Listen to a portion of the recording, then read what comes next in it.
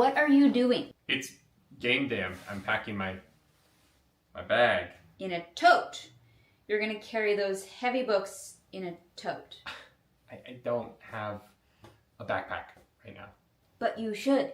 You should have Crescent Moon Alchemy's Ultimate Game Night Backpack. Whoa! How did you do that? It's a basic illusion spell. How did you do magic? No, forget about the magic. Look at the backpack. I don't care about the bag. How are you doing magic? Well, I care about the backpack, so buy it. Okay, you're right. It's a cool bag.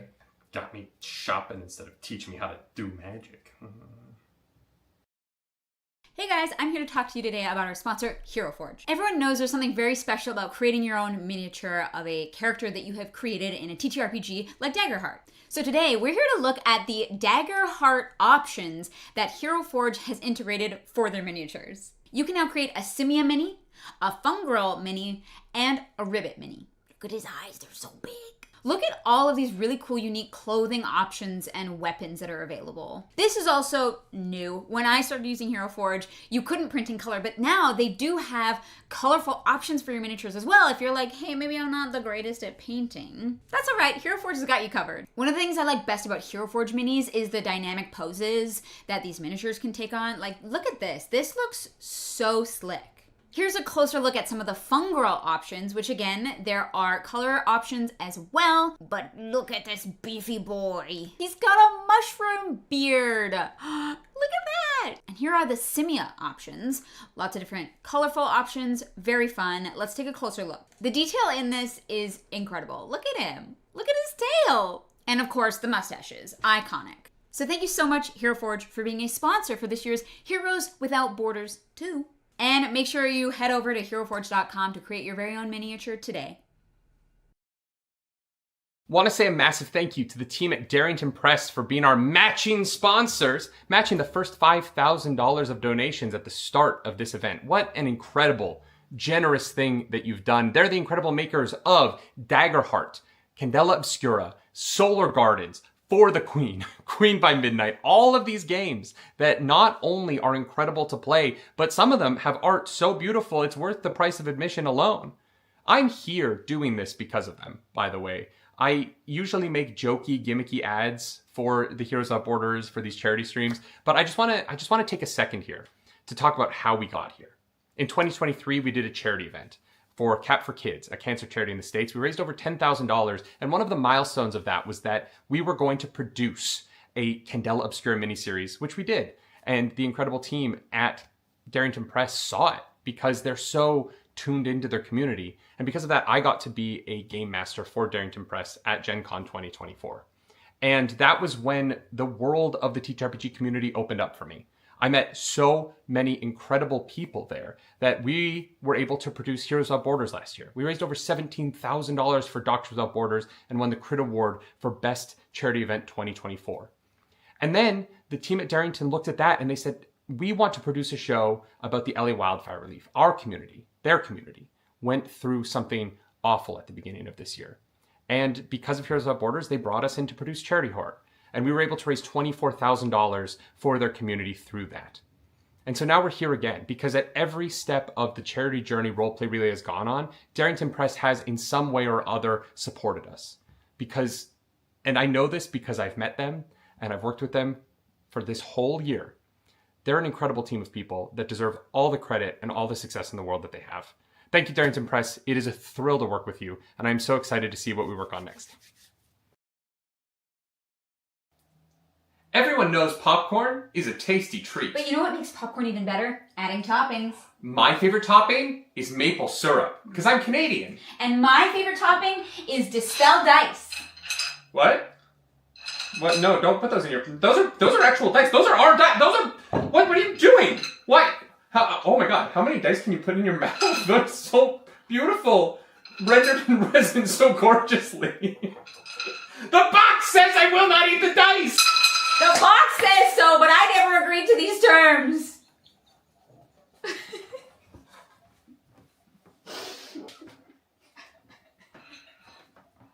I think that's just it.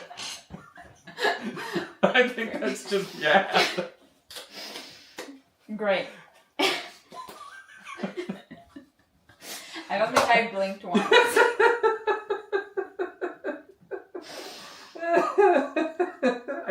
I think we just leave it at that. I can't believe I got these dice dirty. I'm so sorry, Dispel Dice. I hope it was worth it.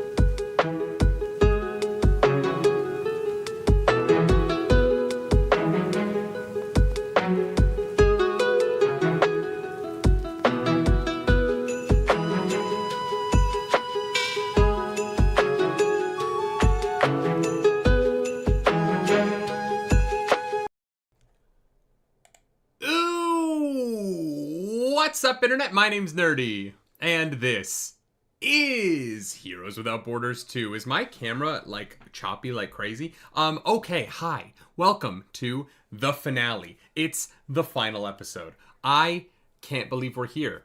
This is crazy. But things have been going really good. If you look up in the top that direction, $26,810 raised.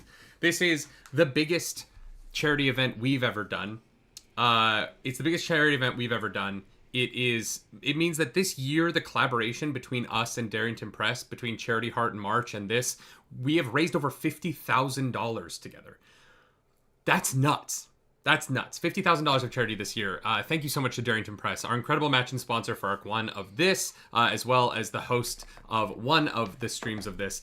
Thank you so much for being a part of this year of doing good for other people, and particularly now at the end of the year as we're raising money for Doctors Without Borders. Every dollar donated to that Tiltify goes to Doctors Without Borders. They don't have borders, but they have doctors. They're going to the places in the world that need it the most. This charity drive is focused on their efforts in Gaza, the Sudan, and Ethiopia. Doctors Without Borders is doing incredible work around the world, and it is just the honor of my life to get to raise money for them. You know what I mean? I am a goofy goober, and I do dumb stuff, but I am really glad that I can be there for the work that they're doing, because it's actually important. Tonight we have a bunch of other sponsors we've got to thank, though. It's our final episode. So many people to thank. We have to thank Dispel Dice. Dispel Dice. Oh, what is going on with my camera? Is it choppy as heck, guys? Is it choppy as all get out? Here, let's try and fix it. Oh, I'm gone. I'm gone. Oh no, we have no camera on Nerdy. We've got no camera on Nerdy. Alright. Here we go. We're gonna try and fix this.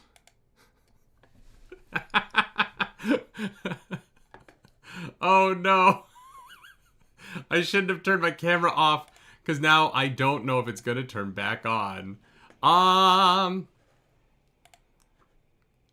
Oh, my computer doesn't have permissions. This is such a disaster. What a disaster. Give me 1 second here, as I'm gonna have to... hi, everyone. What's up, Internet? Of course, this happens for the finale episode, as we just go to black screen, as I try and figure out...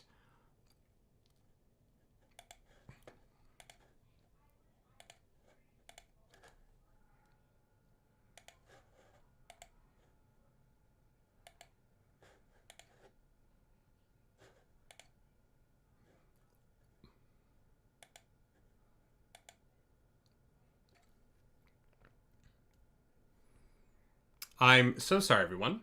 Hi, everyone. How's it going in the chat? How's it going in...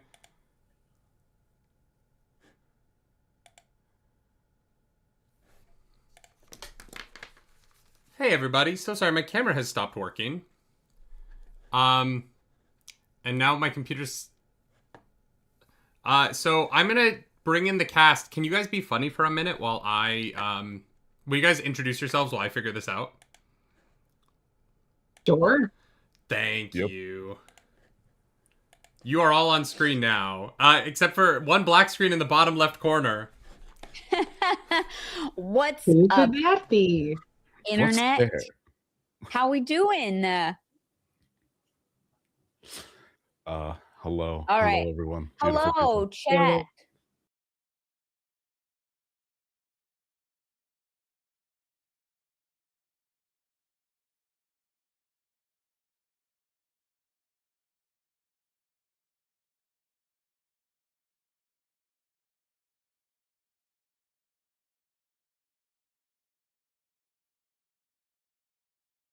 Episode 1, the big bad died by being double penetrated by a lightsaber and something else. So, like, Ain't that literally, the way? yeah, That's a yeah. Tuesday. There are no rails.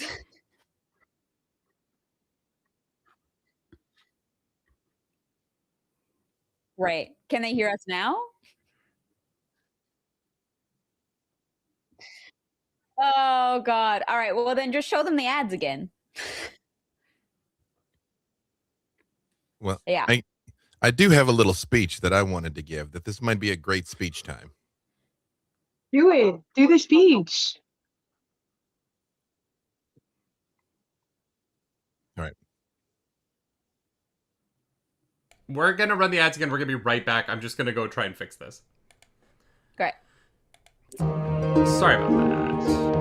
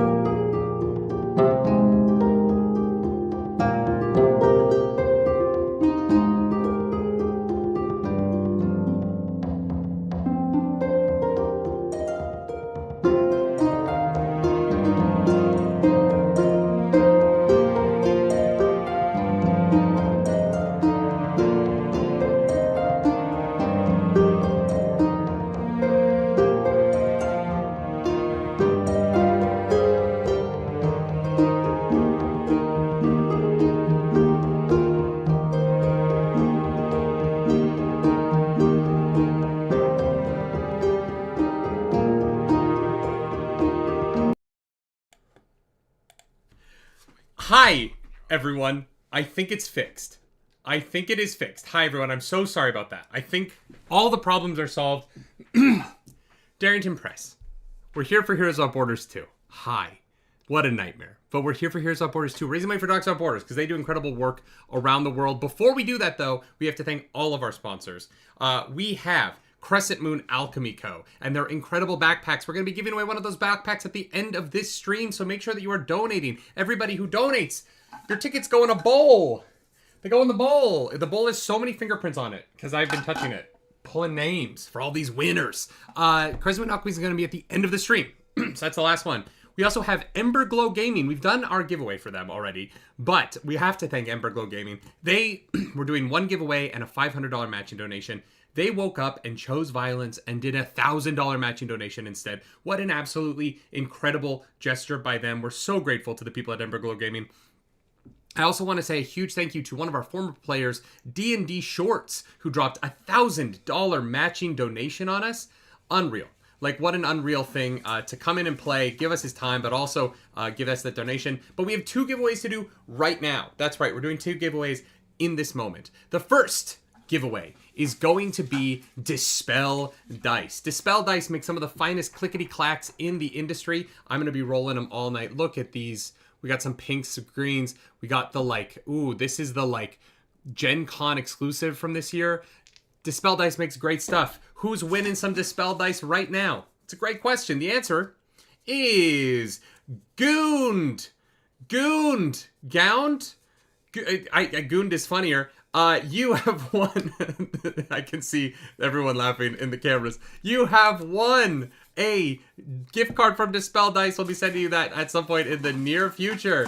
And we have Hero Forge Minis. Hero Forge Minis is where you can go to make your little guy an actual little guy so that you can watch him move around the board in resin or in other materials. You got to go check them out. They have these incredible dice where you can now print your character in the dice. So you can roll your character's die and it's actually your character. I have one back there. It's like a goblin with his cards. It's a spin down. It's a great product. That one goes to DeWizzle Atlas. DeWizzle Atlas, congratulations on your win for Hero Forge Minis. But we're here to raise money for charity. Don't forget to go to the Tiltify down below. Every single person who donates will be entered. And I think we might have had a giveaway just now. Eric and Sarah, thank you so much for being our first donation of the stream and giving me disadvantage on my first roll. Wow. Chat's already coming in here trying to mess up the DM and his hard work. Eric and Sarah, I'm going to write your name on this in 1 second, but for now, I'm going to bring in my incredible players for this evening. Incredible players, welcome back, everyone. Hello. Hello. You missed talk about double penetration via lightsaber, and I'm really sorry about that. They didn't miss it if they were here for episode 1. More of that, you can watch it happen. Yeah, episode 1. That's how we ended. I keep thinking that this show is not going to ruin my relationships with the fine folks at Critical Role, but if they ever go back and watch it, I will not be allowed back in the building. I keep waiting for that email where they're like, hey, you know how you have pinned the photo of you at the Critical Role table on your Instagram? We actually need you to take that down. You can't have that anymore. Let's we cannot be associated with you. Let's introduce our players. We're going to go top left and we're going to go clockwise. So we're going to start with Tall Nerd Apollo. Let them know who you are, what you do, and where you do it. Hello, my name is Apollo. You can find me on the internet at Tall Nerd Apollo. I am an Irish cosplayer, voice actor, TTRPG, a person who just kind of shows up randomly places as I should, and pro GM sometimes. Those are the things that I also do. My pronouns are he, they, anything funny, just kind of be creative with it. Should I tell them who I'm playing? No, we'll get to that in a minute. Okay, I'm so nervous and so excited. I'm gonna pee myself. Let's get it. Don't do that. Why did I say that? I don't know. What a start. Clarus, introduce yourself. You said it was a win if you didn't embarrass yourself. So I don't know. I can save this. I can save this. I believe in you. Hi guys, I'm Clarus Polaris. I'm so excited to finally be playing. Obviously, Nerdy and I make content on so many places. We got book club, we got reactions, we got TTRPGs. But yeah, I'm just a big old nerd cosplayer, TTRPGer, and you can find me at Clarus Polaris pretty much everywhere. That is true. Below you in the stack, we got Katiosaurus. That's me. Hi, everybody. My name's Kate Osborne. I go by Katiosaurus online. I am a writer, actor, voiceover, performer. I talk about ADHD, but that doesn't seem super relevant right now. And I'm very excited to be here. Hello. Okay. Wait, hold up. You don't just talk about ADHD. You have published a book that is coming out. I literally finished recording the audiobook this very day. We wrapped it here in LA, so that's very exciting. So yes, everyone go check out Katie's book. It's going to be a game changer, an absolute game changer. Hopefully, and it will be an episode of Game Changer. It will be. Yeah, Sam Reich is going to do a whole episode about ADHD. Where oh my god, can you imagine the absolute dream? I would simply perish. I would simply die. But yeah, it's called the ADHD Field Guide for Adults. It's available for pre-order now. And that's all I can think of right now. I should have probably thought ahead, but here we are. And last but not least, we have a dark screen in the bottom left. Yes, that is the dozens and dozens of my fans cheering. Hello, hi, it is I, B.J. Walters. B-Days Walters, everywhere. Y'all know what I do. That's not important. I have a micro speech. First of all, thank you for tuning in. Thank you for joining us. It's Saturday night. It's late somewhere. It's the middle of the night in some places. You could be anywhere doing anything, and you chose to join us here. I just want to tell you, one of the best things about charity games is every little bit makes a difference. You're going to see a lot of numbers flying around. We've already raised a lot of money. You're going to see huge donations, and sometimes that can be overwhelming. So I just want you to know, literally every single dollar counts. And sometimes you can't do that. I've been in plenty of situations in my life that I didn't have an extra $5 to donate to something. So signal boosting helps, likes and comments helps, sharing that this is all happening helps, just you tuning in and having given your eyeballs helped. And just know that your donation, however big or small, is going to literally make a life-saving difference for somebody, which is the joy and wonder of what we get to do. And I am honored and humbled to get to participate. And then I'm fading out again. Smoke bomb. Thank you, B-Dave. I'm so excited to play with you all. I believe I've only played with Clarus and Katie before, so I'm very excited to get to roll some dice with you all as we are going to head into our finale episode. Let's get a little bit of music going here, and let's dive right the heck in. I got to get to my first roll so that I can get this disadvantage out of the queue, because I don't like it. No, keep it. It's fine. All right. Save it for something really important. I think you shouldn't roll. I think we should just win. We are headed to a liminal space between life and creation. It is the mountain upon which all of our ideas and creations spend their lives before we bring them into our world, when they feel the pull, which draws them to the peak of Mount Creatizo to enter the light of ascension and become real in our world through art, through writing, through performance. For the majority of human history, we have had these ideas living in this space, and they've been peaceful, knowing that when they would be created into our world, they will face the strife and the conflict of their stories. And so why have conflict here? But all of that changed a couple years ago when black ichor began to fall from the sky. It would pool and congeal and grow into creatures that looked like ideas, that looked like creation, but weren't quite. And as these creatures began to amass and form communities and gangs and tribes, they began to bring strife and conflict and violence into this world, as they're not of this world, for they are artificial imaginations. At the head of these two organizations, there are two ideas, these two artificial imaginations that rule over warring tribes. There is Matt GPT, who, if you have been watching our previous episodes, has taken the Light of Ascension itself and surrounded it by mechs and an army.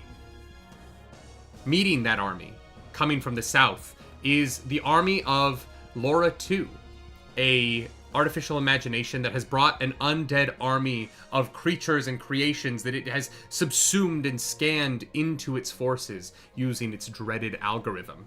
These two forces are clashing around a cacophonous mound of creation. Creatures from across the human spectrum of ideas have rushed, feeling the pull to enter the light and leave. However, they have been blocked. Matt GPT and his dreaded forces are preventing anyone from reaching the Light of Ascension, while being sandwiched between the approaching undead horde to the south. In this mound of people that are pressing up against this restrictive force at the peak, there are our four heroes.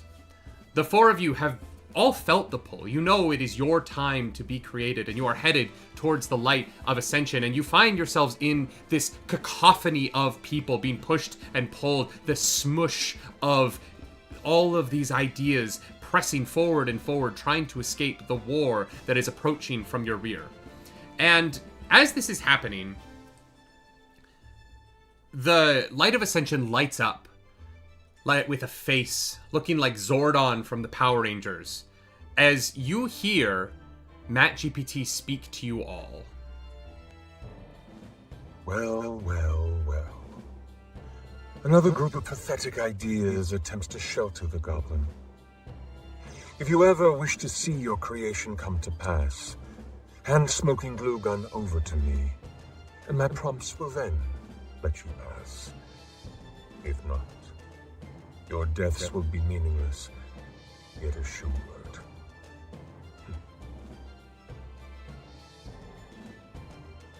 As you hear that, you hear explosions to the south of you, and the two mechs, there's 4 mechs, these giant robotic machines standing between you all, this mound of people and the light.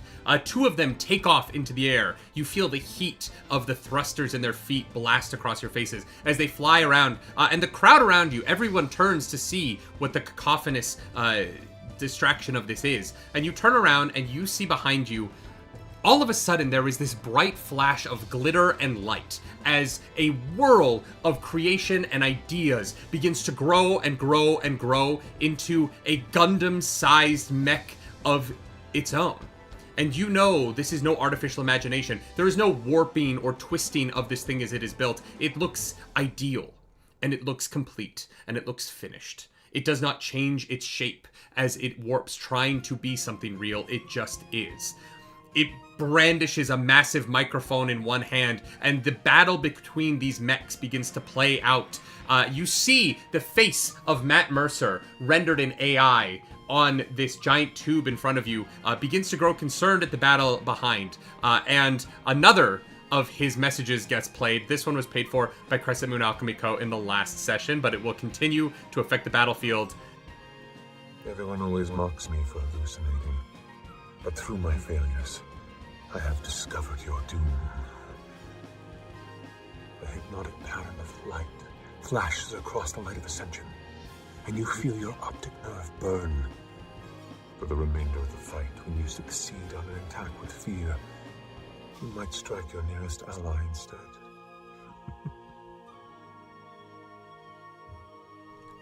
And so the battle raged behind you, the crowd of people around you not knowing what to do, until all of a sudden, rocketing out of the Gundam towards you all, a small figure, a goblin-sized creature in bright blue Iron Man armor, wielding a purple lightsaber, starts flying towards the light of Ascension. I'm just trying to recap everybody on what happened in part 1 of the battle on Wednesday. The 2 remaining mechs in front of you begin to fuse together and grow into a larger force as that goblin starts flying closer and closer and nearly makes it into the light of Ascension before this large mech figure in front of you swings a giant paw and collides with it in the air. The goblin tumbles and falls, crashing into the ground at the feet of the 4 of you. All hell begins to break loose around you. People begin to scatter. The forces of Matt GPT begin to enter into the crowd trying to get to this goblin. The clubs and guns are pulled out. There is an absolutely mad dash of violence through the people in front of you. And at the same time, you hear the approaching horde. Thousands and thousands of undead feet approaching from behind. And this is where we are going to enter into this little scene as you watch the 4 of you as a small goblin pokes its head up at your feet, sits up, dazed, its giant yellow eyes filled with little unicorns spiraling in circles as he's clearly concussed. And he looks up at the 4 of you and goes, "Oh, hello. Are you guys artificial or are you real?" I'm as real as an idea can be. I mean, guess. Yeah, here everybody's an idea, right? Yeah, the platonic ideals, platonic world of forms and all that. Yeah, we're real. Heck You're badly concussed. Yeah, that hurt a lot. I've never been hit by something so big. I've only been alive for 2 weeks, but that was the biggest thing I've been hit by. Okay, that's wild. That wild 2 weeks. Okay, we need to get you to safety. I would love that. So we're in a crowd. You are currently in a crowd of people that are beginning to disperse and trample each other. People are, it is a chaotic scene of people trying to escape as the 2 armies of these 2 AIs are beginning to close in on this goblin. Are the 4 of us together, or can we see each other in this I'll say space? the 4 of you guys are all... I would say you do not see me. I'm there, but you don't see me. For reasons that are going to be dramatically appropriate soon. The four of you are all within very close Void range of each speech. other, but one of you is invisible or something similar to that. Right. Okay. Yeah, I've got a. So I don't know what this means. All I know is I am the child of prophecy. No one can explain what a child of prophecy is, but I have to get to that light. And if I get to that light, things will be good. And if I don't get to that light, things will be bad. Is how I've had it explained to me. Checks out. All right, every single bud. house I've ever met. In this moment, as he's looking up at the four of you, the three of you that he can see, what do you look like? Who is he looking at?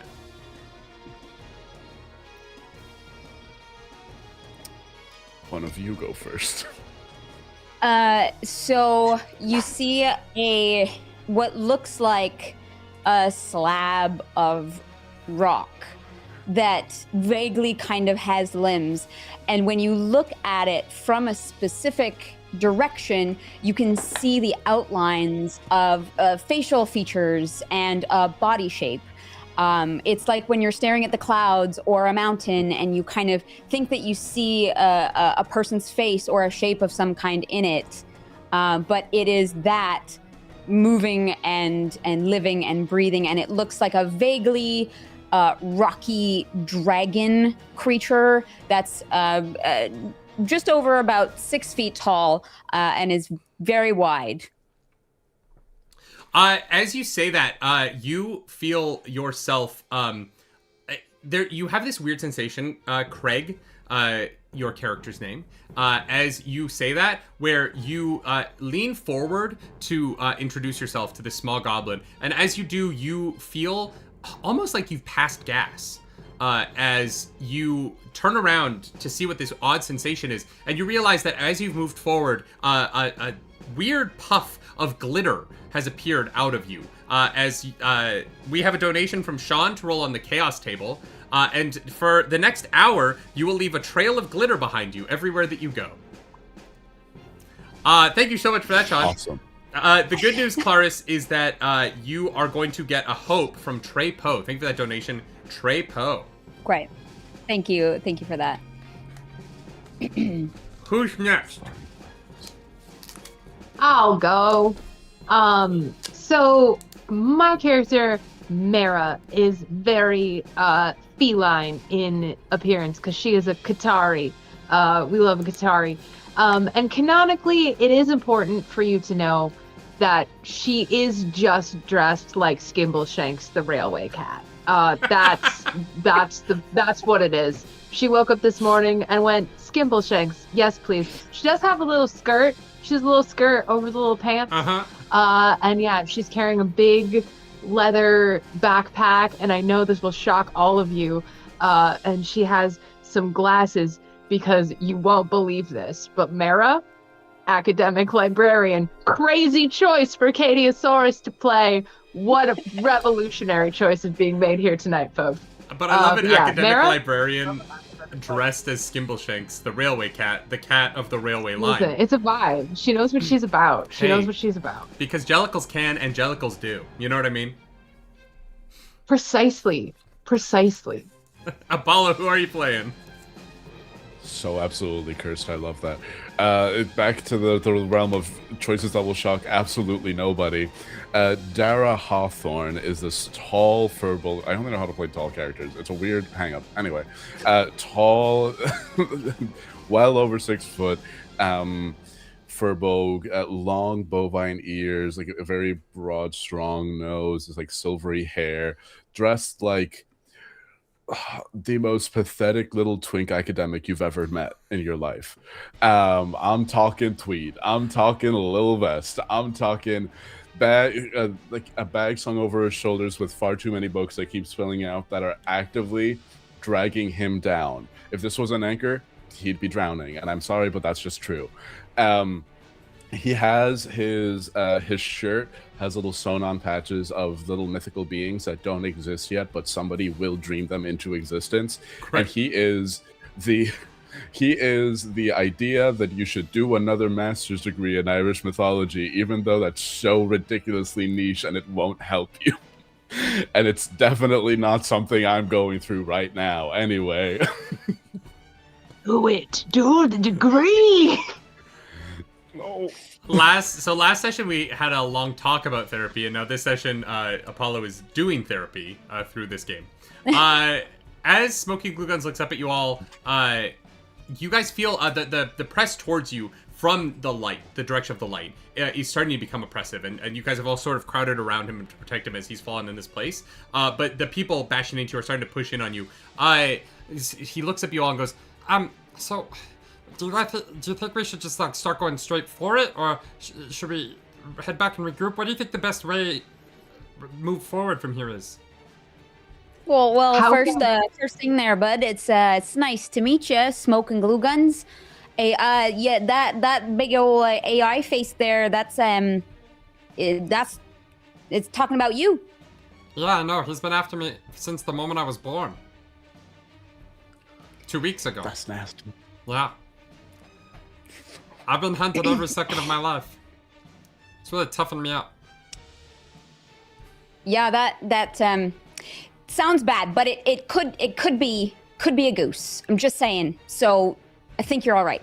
We can get you up the mountain, right? It Right, could be friends? A goose? What is a goose? What does that have to do with anything? Yeah, like the you know Are you talking about the cobra Canadian chickens. geese? Yeah, them cobra chickens are nothing to futz with. You know what I'm saying there, bud? I hate you. Oh, I need to divorce my wife. DM, can I just, as a point of order, Yes. can I ask for one moment of clarification? Yes. Are we, so Smoking Glue Guns is the robot. Is Smoking Glue Guns named after Whitney's player character? No. Or No, how no, does no. this roll? Okay. No, Okay. the naming of the goblin, it's in an Iron Man suit, but it is a goblin. Because Jeremy Okay. Cobb rolled really well on a joke. Okay. So the name of the goblin was a donatable thing, and so while she was I playing, Smoking Glue Guns gave money to name the goblin after herself. Okay. I just didn't know if I could deal with the emotional pressure of letting my friend's player character die, but that's fine. Now that I know it's just a No. bot name, cool. I don't give a fuck. Okay, No, cool. in fact, we should do as much harm to Smoking Glue Guns as possible. No, Okay, that's as retribution. propaganda. I mean, do you mean that literally? No, not the real Smoking Glue Guns. I do mean the fictional idea. We have crossed $27,000 raised. Everyone, thank you so much for getting us over that next 1,000 milestone. Holy shit. What just happened? Who just donated? Hell yeah. Kenny! You all feel Kenny. the ground beneath your feet rumble as Kenny has donated for an environment feature. And the ground beneath your feet rumbles and then begins to open up as you begin to fall into a sinkhole in the mountain. You are going to all tumble down 25 feet into a cavern opening below you. I would like agility reaction rolls from everyone to see whether or not you're going to land and take damage here. But I'm a little guy. First roll. Kenny, thank you so much for starting us off here. I assume that means just roll agility with whatever our bonus is. So the thing about a reaction roll is that you do not consider hope and fear in it. You just roll your duality die and then you tell me the number.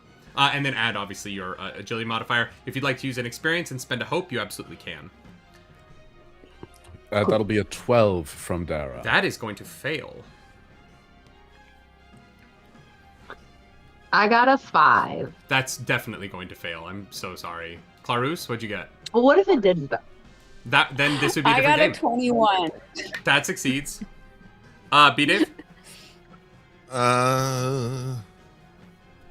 I don't understand what it's telling me. It's saying I got a critical success, but it is also saying I rolled a 9. I don't know what that means. Hold on, let's just- So... 19? Critical, 19. Yeah, critical success in Daggerheart just means your duality dice rolled the same number. So if you rolled like an 8 and an 8 and you got a 16 plus 3, that would be a critical success. You are obviously going to succeed. Apollo, Katie, your characters are going to take 8 points of damage. You can use an armor slot to reduce that. As you, the four of you and Smoking Glue Guns, you feel the ground tremor beneath you, and suddenly it is gone. You tumble, and the suddenness of this is shocking. And so for a couple of you, despite the fact that you are a Qatari and you should land on your feet, you land on your face, Katie. And you're going to take a little bit of damage here as you fall down into a small cavern that seems to have erupted, not naturally. You look around and you see the telltale signs of some mechanical claws that seem to have dug out the area beneath you.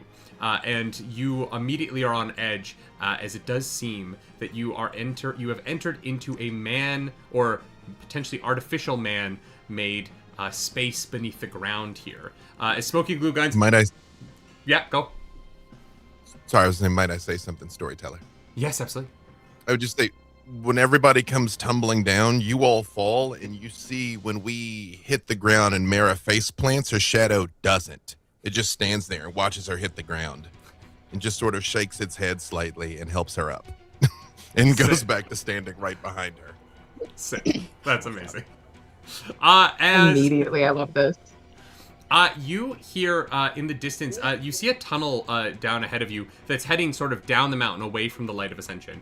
And you hear down that tunnel the sound of an engine whirring. There is a hole back up. There are people kind of looking down on you, imaginations and ideas and creations looking down, being like, hey, are you guys okay? The army's coming right behind us. Does anyone have any rope? Do you guys want to come back up here? Are you okay? Oh yeah, bud. We're all right. We're good. We're good. Okay. Oh, sorry, spoke too soon, and I help Dara. 10 out of 10. Yeah, just get up. Okay, we've got this. You good? We've got this. We're Dara? gonna help that little guy. We're gonna help that little guy. Well, I'll really Hey, we always are all here to help a little guy, you know? Does that count enough as me rallying the party? Just saying we got this, very panicked, not believing it. I mean, look, if you say it does, then it does. You know what I mean? Them's the rules. Awesome. Everybody, please take a D8 that you can, at your leisure, roll to add the result to a action roll, reaction roll, damage roll, or to clear a number of stress equal to the result. You can do that whenever. Nice. May I perceive some more things about these mechanical claws? Like, are they attached to anything that I could perhaps commandeer and drive around? Oh, interesting. Give me a perception. Give me a instinct action roll here as you're going to investigate the claw marks. The people above, you guys said you're fine, so the imaginations and ideas above have begun to continue on past, and occasionally someone will look down in the hole, but people seem mostly trying to find safety up above. Cool. I got a 25 with hope. Damn. Jesus. Okay. Yeah, you succeed as good as I think you can. You have seen a variety of machines be wielded by the artificial imaginations in your time, and you have seen that this is a type of machine that you know has been used to attack the mines around certain population centers by the artificial imagination. So you are actually already aware of what kind of a machine this is. It is sort of a little hand... it sort of looks like a Sea-Doo with a mine... an excavator on the front of it with a plexiglass shield that goes up over the person driving so that as the rocks and stuff are pushed off. So it is something where you could detach the excavator and you could then have a thing that you drive around. I would like to do that, please. In order to do that, you're going to have to chase one. You're going to have to chase the one that made this tunnel and go back down the tunnel in the direction that it's headed away from the Light of Ascension. If you guys want to do that, you absolutely can. Okay. Well, no, that's okay. I'll keep that in my back pocket, All right. maybe for later. Storyteller. Yes. So am I hearing that, at the risk of being meta because it was a donation, am I hearing that this cave-in is taking us away from the thing we're trying to do? The cave-in is certainly not helping, but I've left a number of ways for you to get to the Light of Ascension in my mind. So if you would like to do that by transgressing through the tunnels underneath the ground here, there is absolutely a story path forward for you down here. There's also story paths forward if you go up. There's story paths forward if you would like to regroup somewhere else and then try and make an attack later on. It's really just leaving it open to what kind of story you would like to tell tonight. Roughly how deep is this hole? You fell 25 feet. I just get really close to Mara and I just say, Mara, would you like to go back up? I think we should do everything we can to help this smoking glue guns guy. So, sure. Let's want to do uppies?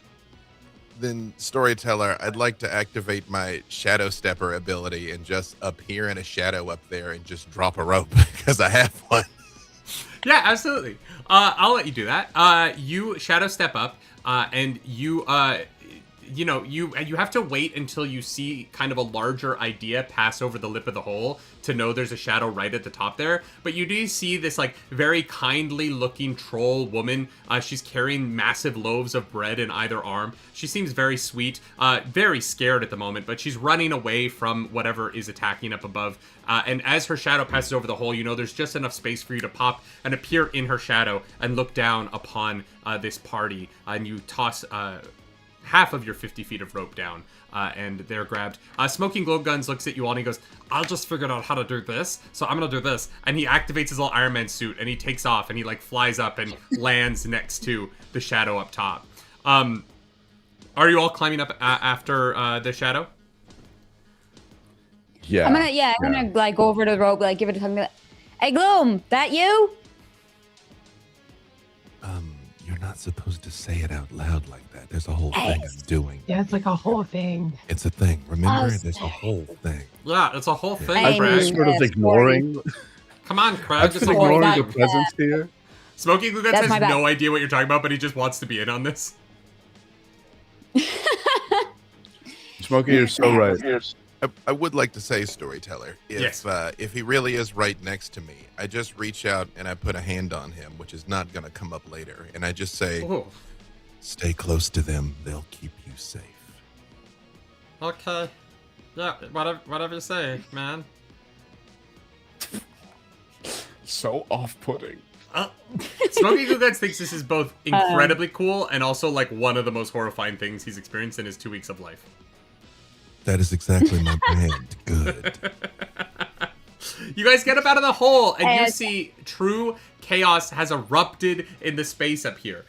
There seems to the undead armies of Laura 2 have approached into the fields around this massive light of ascension, and so in that chaos, it does seem like the ideas and creations that had been approaching peacefully, trying to just leave, have realized they are caught between a rock and a hard place, and there is no safe way out anymore. You see ideas and creations across this battlefield begin to brandish weapons. That large troll takes a bite out of a loaf of bread, lights the tip of it on fire, charring it, and makes it a little bit sharp. She's got a bread sword now that she's charging forward and swinging. Collapsing skeletons. You see bits of bone as they're just absolutely destroyed by this massive troll go flying into the air. Wilhelm screams erupt across the battlefield as carnage and chaos begins, as the battle begins to truly get underway. As this happens, you hear behind you, towards the light of ascension, sort of masked by... You almost slipped I there. almost slipped it. I know, I fucked that up when I named it that. Wrong franchise. A helmeted sort of crackle comes on as you see a soldier behind you running up with a gun and says, "You there! Stop! Give us the goblin!" And he's going to take a knee and he's going to aim down the sights of this rifle at the four of you. Whoa there. We don't carry guns in this country. Sir, I'm gonna have to ask you to put that away there. As a response, you ask him to put his gun away, so he's going to take a shot at you. Does a 9 hit you? Awesome. Yes. Oh, it does? A 9? Aren't you a guardian? I would like to respond to that when appropriate. Absolutely. Right now is a great time. I would like to move in and sneak attack the shit out of this dude. Great. This Yeah. crack of a rifle goes off. Clarus, you are going to take 10 points of damage, which you can reduce with an armor slot. And B-Dave, you sneak in and get this attack off while they're shooting. So they have no idea you're there. So tell me what your attack is and then roll for it. Well, let's see. First, we're going to do a roll. Is a 12 enough to hit him? A 12 does not hit, unfortunately. What can I do to make it hit? If you have any... I'm not going to the fail rally at my die. very first thing. Can I spend a hope? Yeah, if you have an experience, you can spend a hope to add your experience. If you have an experience that you feel is relevant to this. If not, then... yes, Apollo. I do have experience. Oh, sorry. Go ahead. Sorry. Do attack rolls count as action rolls? Because if so, They do, you yes. have that D8.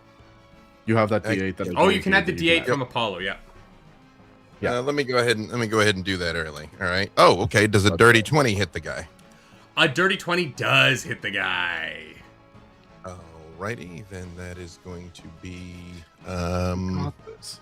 a number of damage. That is going to be that plus. It showed up in red. I don't know, or is that just because it's damage that it shows up in red? I am not. I'm sure. doing all this in demi-plane. I am not super familiar with the VTT side of this, so I just tell me what the number is. Between my damage roll and my sneak attack, 24 points of damage. Ooh, that is going to do a major wound to this soldier, as he is going to take it hard. How are you striking him? Is he still alive? Yes, he is. Is there anything I can do to make him not be still alive? Not at the moment. I don't think so. No. Okay. All right. Then I will say when he says halt and shoots her, right behind him, you see what still looks like Mara's shadow appears and stabs him in the neck. And when the blood spurts out, you see a faint outline stand behind him, say, "Next time, use your words, friend." And then I'm going to move away from him. Great. Because I don't fight fair. This shadow the way appears, stabbing into the neck, and then is gone. This soldier does not, because of the attack on the neck, isn't able to turn its neck in time to see what happened. So it just took this wound and just heard this weird voice, turns, there's nothing there. He is just suddenly bleeding on himself as he's kind of shaking, trying to, steady the his sword here. But that was with hope, so it is still y'all's spotlight. I will say, as you make your next moves, you see that there are 3 soldiers that have these sort of stun batons that are crackling with electrical energy, approaching at a run behind the soldier that just took that shot. What would you like to do? If I may, just for the purposes of visualizing the battlefield, Yes. is there a very clear division on have the 2 lines already converged? Are they converging? The reason I'm asking is there's a very fun spell called Wall of Flame, and if I would love to just put up a curtain and say no, thank you. The undead behind you have not quite gotten that close, but if you wanted to hold them off, you could absolutely put a wall of flame either behind you to block them, or you could put a wall of flame in to damage the soldiers that are currently running towards you. All right, I think I'm gonna look at Mara, who seems to be the most decisive in a way that doesn't scare me right now, and I'm gonna look at Mara and I'm just gonna say, do you want me to try block off the ones behind or right in front of them? We need to get moving. Keep our backs safe. I'll work on the front. Okay, I need to make a spellcast roll, and if I can, I will create a temporary wall of magical flame between 2 points within far range. I'm just gonna say, wherever arbitrarily it is best to block the onslaught of undead coming up our way. Okay, that's a 7 and not a 1. That's good. 7, 11, 12. What can I add to this? Was that a 12 with hope or fear? That was a 12 with hope. Oh, okay. Is there a way that... What is your I'm spellcast doing this DC because then? What is the number you need to hit? I need to hit a 15. Ooh. Oh, wait, I didn't add my +5. I'm so good. I didn't add my +5, I'm so good. Don't worry Add about your me. modifiers, guys! Yes, you erupt a wall of flame behind, and you hear as zombies begin to shamble towards you all.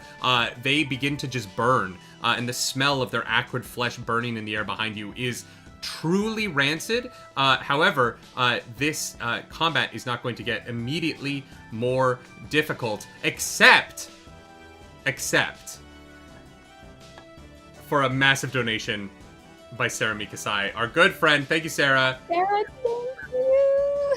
Thanks, Sarah. I Do don't you even know if what that's good or bad, but happens thank you. when $500 gets donated? I still don't know if that's good or bad, but doubly thank you. I have consumed the power grid of the eastern seaboard. Let me show you what that feels like. Pinpricks of light suddenly litter across the sky, rapidly expanding into bolts of lightning thick as trees as they crash across the battlefield. The onslaught drowns out the sound of the battle, which rushes back as screams are followed by the scent of charred flesh. Everyone give me an agility reaction roll. You cannot dodge this, but you might just survive. All right. You heard him. I throw up the wall of flame, and I immediately start seeing all of this, and I'm like, I'm not that good. I fucking cover. This is going to be 4d20 worth of damage. Oh my god. Oh boy. Bro, we're 20 minutes in. It's a $500 donation. Thank you so much, Sarah Mikasei, for You're milking so right. Matthew Mercer. Thank you. It's a Okay, that's another 12. It's a 16 with hope, but it says re-roll next to it. I don't know why. You might have an You ability that probably have allows an you to ability. reroll. Yeah. 16 is going to fail. What did you get, Apollo? Go ahead and hit deal re-roll. 12. That's going to fail. Katie? It got me to 22 with the re-roll. 22 succeeds. You're going to take half damage. Okay. I get a 6, but like in a fun way. You're going to get struck by lightning in a fun way. Absolutely. Clarce, what did you roll? I rolled a 20. That is going to succeed. Clarce and B-Dave, you are going to take... sorry. Katie and Apollo, you're going to take 52 points of damage. Clarce and B-Dave, you're going to take 26. This is direct damage, so you cannot use an armor slot to take this down. Does my evasion affect this in any way? This does not. This is purely the roll against Matthew Mercer's lightning bolts. If I get killed by Matt Mercer immediately, it'll be an honor, be but so I will be embarrassing. upset. Worth it though. A very angry tweet will be going his way. Wow. That was Storyteller. spicy. Oh. What? Oh, I thought I froze, but then I didn't. Sorry. I have a question about how imagination works in this realm. Oh, absolutely. So right now we have 3 soldiers who are bearing down on us holding weapons. Yes. If we were to imagine very hard that they were holding like candy canes or something, would that change them in this realm? You would need... So we have created a system, mostly because Jeremy Cobb rolled insanely well, where if you happen to have the water of creation, you can imagine things into existence. However, the artificial imagination, they are made of the black ichor of AI, so you can't affect them because they're warped in a way where like you can't quite... What they are is poisonous to you. You can't touch it with imagination. Okay, cool. Yeah. Cool. But as you are imagining the idea that you're in a lot of danger, Pierre H has donated to give you all a health or stamina potion. So you get to choose whether you get a minor health or stamina potion, add that to your character. Thank you. A nice little way of trying to heal after Matthew Mercer fucked with you all. All right. Then I'm gonna pass the spotlight back to you guys. What would you like to happen next? Because Apollo did roll with hope. Yeah, just for housekeeping purposes, if any of the undead go through that wall, they will be taking some damage, but if it's not really relevant, just let me know if you want me to roll that up. I'm just they're just getting obliterated. I'm nothing surviving as it's passing through. You hear Awesome. as these zombies are just kind of they were minions that were just gonna kind of be a pain in your ass, and now they won't be a pain in your ass, and so you're just dealing with these 4 soldiers. Katie, Claris, neither of you have gone yet. What would you like to do? Oh, Claris, Also- do you have anything? We're at $28,400 raised, y'all. I know. Amazing. Crazy. Holy shit, this is cool. No borders. No borders. Yeah, just y'all are doctors. Incredible. All right, but I fucking warn ya, Jesus fucking Christ. And I'm Whoa. when the guy shoots me with the gun, it hits me, but I just continue to walk forward as if nothing happened, and then I get like a little scratch from the lightning bolt, and I go like this, and I walk over, and I'm just gonna take my battle axe, and I'm going to try and smash this guy into the ground. Absolutely. Give me an attack roll. Okay.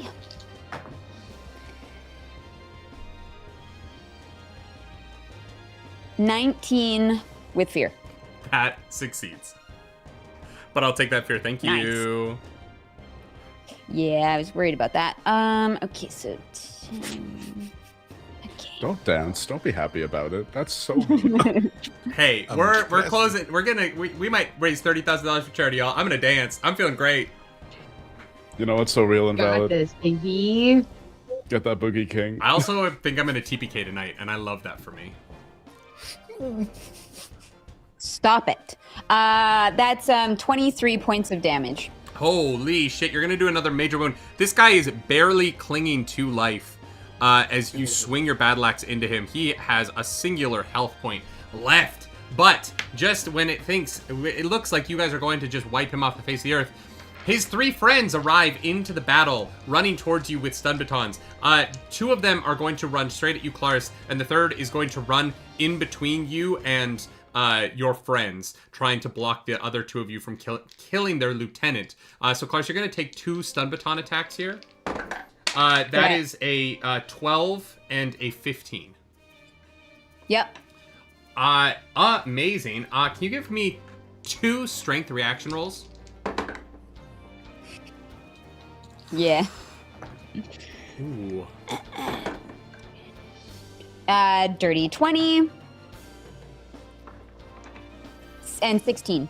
Amazing. Those both succeed. You feel electricity course through your body, rocking you. As you are going to take 12 points of damage from the first attack, and you are going to take 9 points of damage from the second attack. You are not going to be stunned because you rolled really fucking well. As you feel these attacks come into you, the guy who gets in between you and Apollo and Katiosaurus, he's going to take sort of a defensive stance, raising his difficulty if either of you attempt to attack him. And the guy with the gun is going to attempt to roll away from this stone dragon and take a shot at you, Apollo. Does a 19 hit you? Oh yeah, it really does. You are going to take 9 points of damage as this shot cracks off of your left shoulder. I'm gonna spend it. It's no, you know what? We'll take it. We'll take it. Yeah, that's fine. I'm not under half health. Thank you, Matt. I'm not. You know what? Mr. Mercer. I'm so grateful for Matthew Mercer for so many reasons, but mostly because of how many player characters he's helped me kill. I'm going to pass the spotlight back to you guys. I realize Katie has yet to do anything, but please Yeah. let me know when I'm No, responding. Katie, please jump in here. Oh, I just have more nonsense questions to ask you. I love it. So Matt GPT. Yes. Does Matt GPT, like, we've seen his like face Yes. in the big, but does he have like a corporeal form that he uses in this like realm, I guess is what I'm asking. You know, you don't know yet, but you might by the end of the session. Okay. If I had to guess I'm that just there was gonna going to put be that in my like a pocket. big bad at the final fight, that might be it. For sure. But no Okay. spoilers. I just, sometimes you choose things for your character and you go, when would that be useful? And they might be sometime. It might be sometime. Can I just punch the guy until if he has 1 hit point, can I just punch him and karate chop him in the neck? One of the soldiers that ran up has gotten in front of him and is holding a defensive stance in front of him. So he is trying to So block your rude. way. Yeah. I know, I'm Okay. so sorry. He's trying to save his then- friend. That's okay. I'm going to try and terrify all of them with Ooh. my witchy energy.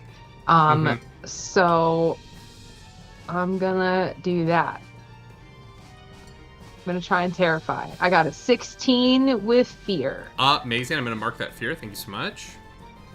And what does Terrify do? On a success, the target marks 1d4 stress, and you can choose to make the target run 1 range away from you, close to far, far to very far, etc. On a success with fear, the target becomes temporarily vulnerable. Okay. Yeah, you absolutely terrified the shit out of them. And the next attack on each of them will be at advantage. Cool. And I got 3 for my d4 roll. And Amazing. can I command him to just run into the hole?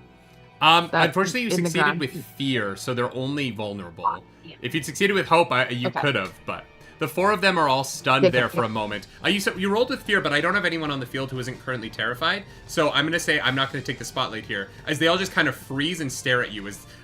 What does your, witchy, terrifying energy look like? Yeah. As Mara casts the spell, she sort of sprawls her arms wide but keeps them low, and her and her hands sort of begin to darken with this shadowy energy.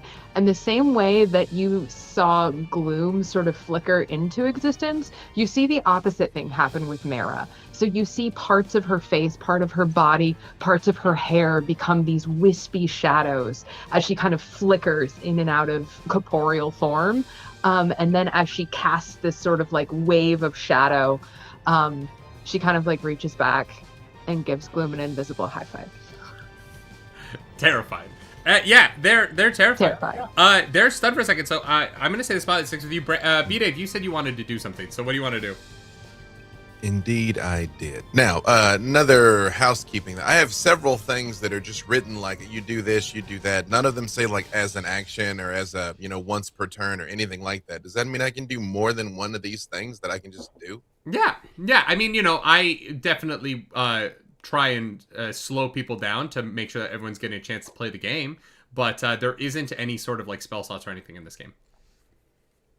Well, let me just say up front, there's 3 things I'd like to do in order of priority, and you tell me what I can or cannot do. Absolutely. I have an inspirational words ability where by just talking, I can do something to Right. help the group. Then a lot of murder I'm going to do. That's going to happen. And then I have my transformation, which I would do after I was done doing murder. Yeah, well, throw some inspirational words at us and let's see if you can roll with fear. Or roll with hope. If you roll with fear, then I get to go. I don't have to roll. My inspirational word says I just talk and do a thing. So what are your inspirational words in this moment?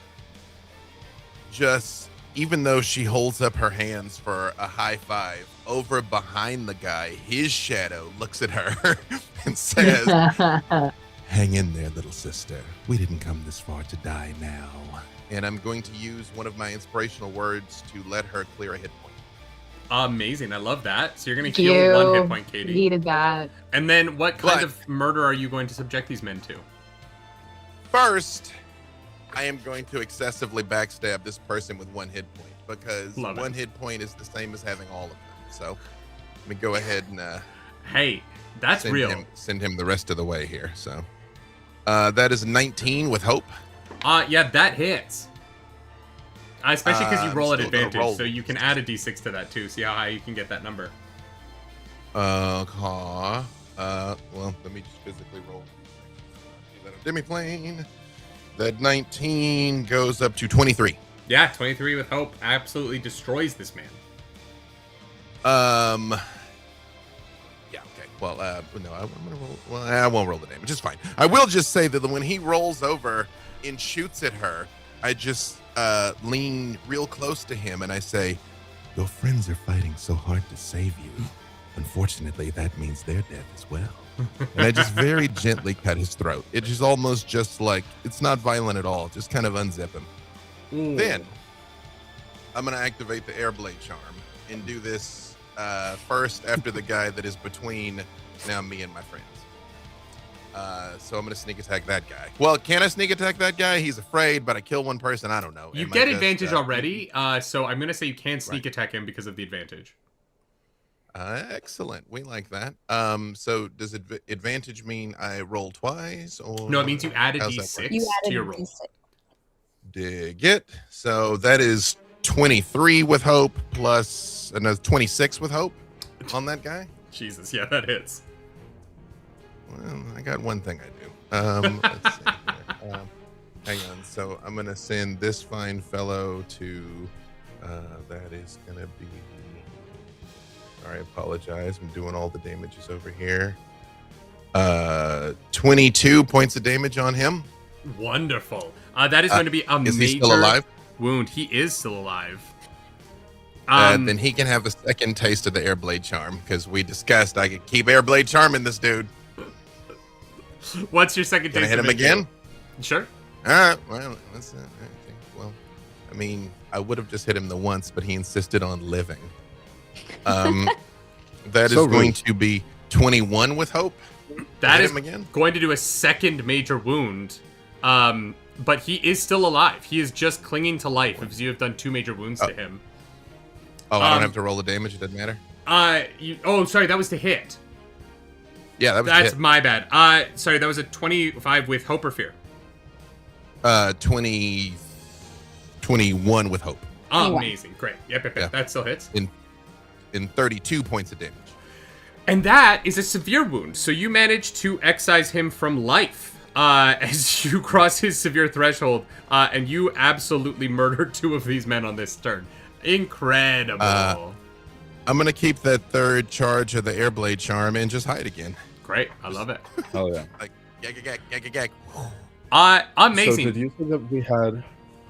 Sorry. No, go.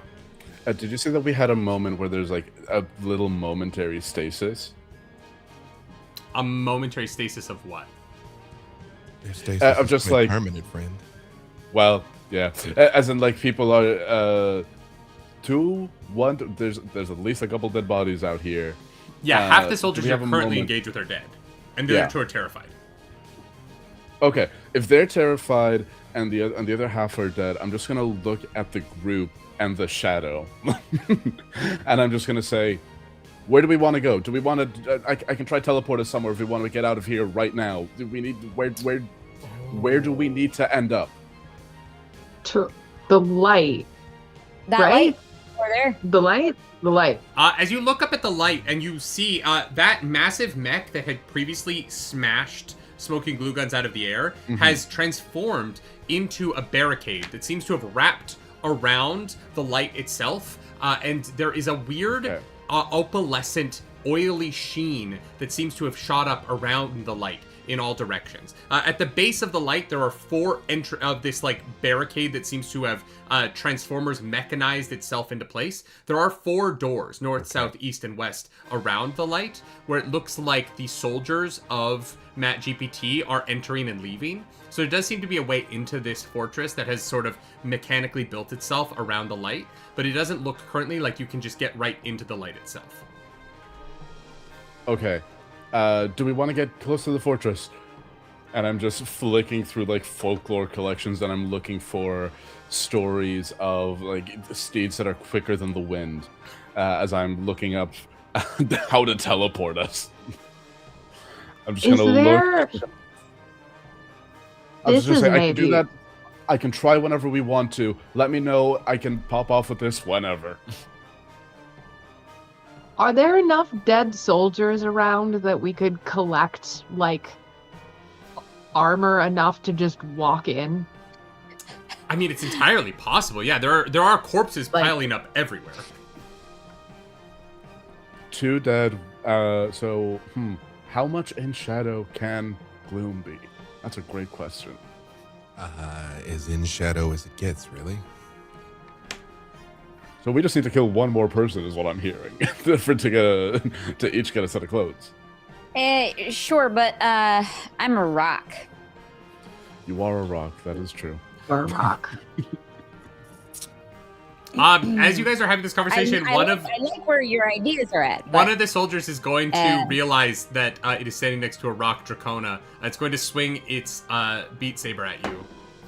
Clarus, is that's a dirty 20? Does that hit? Yeah.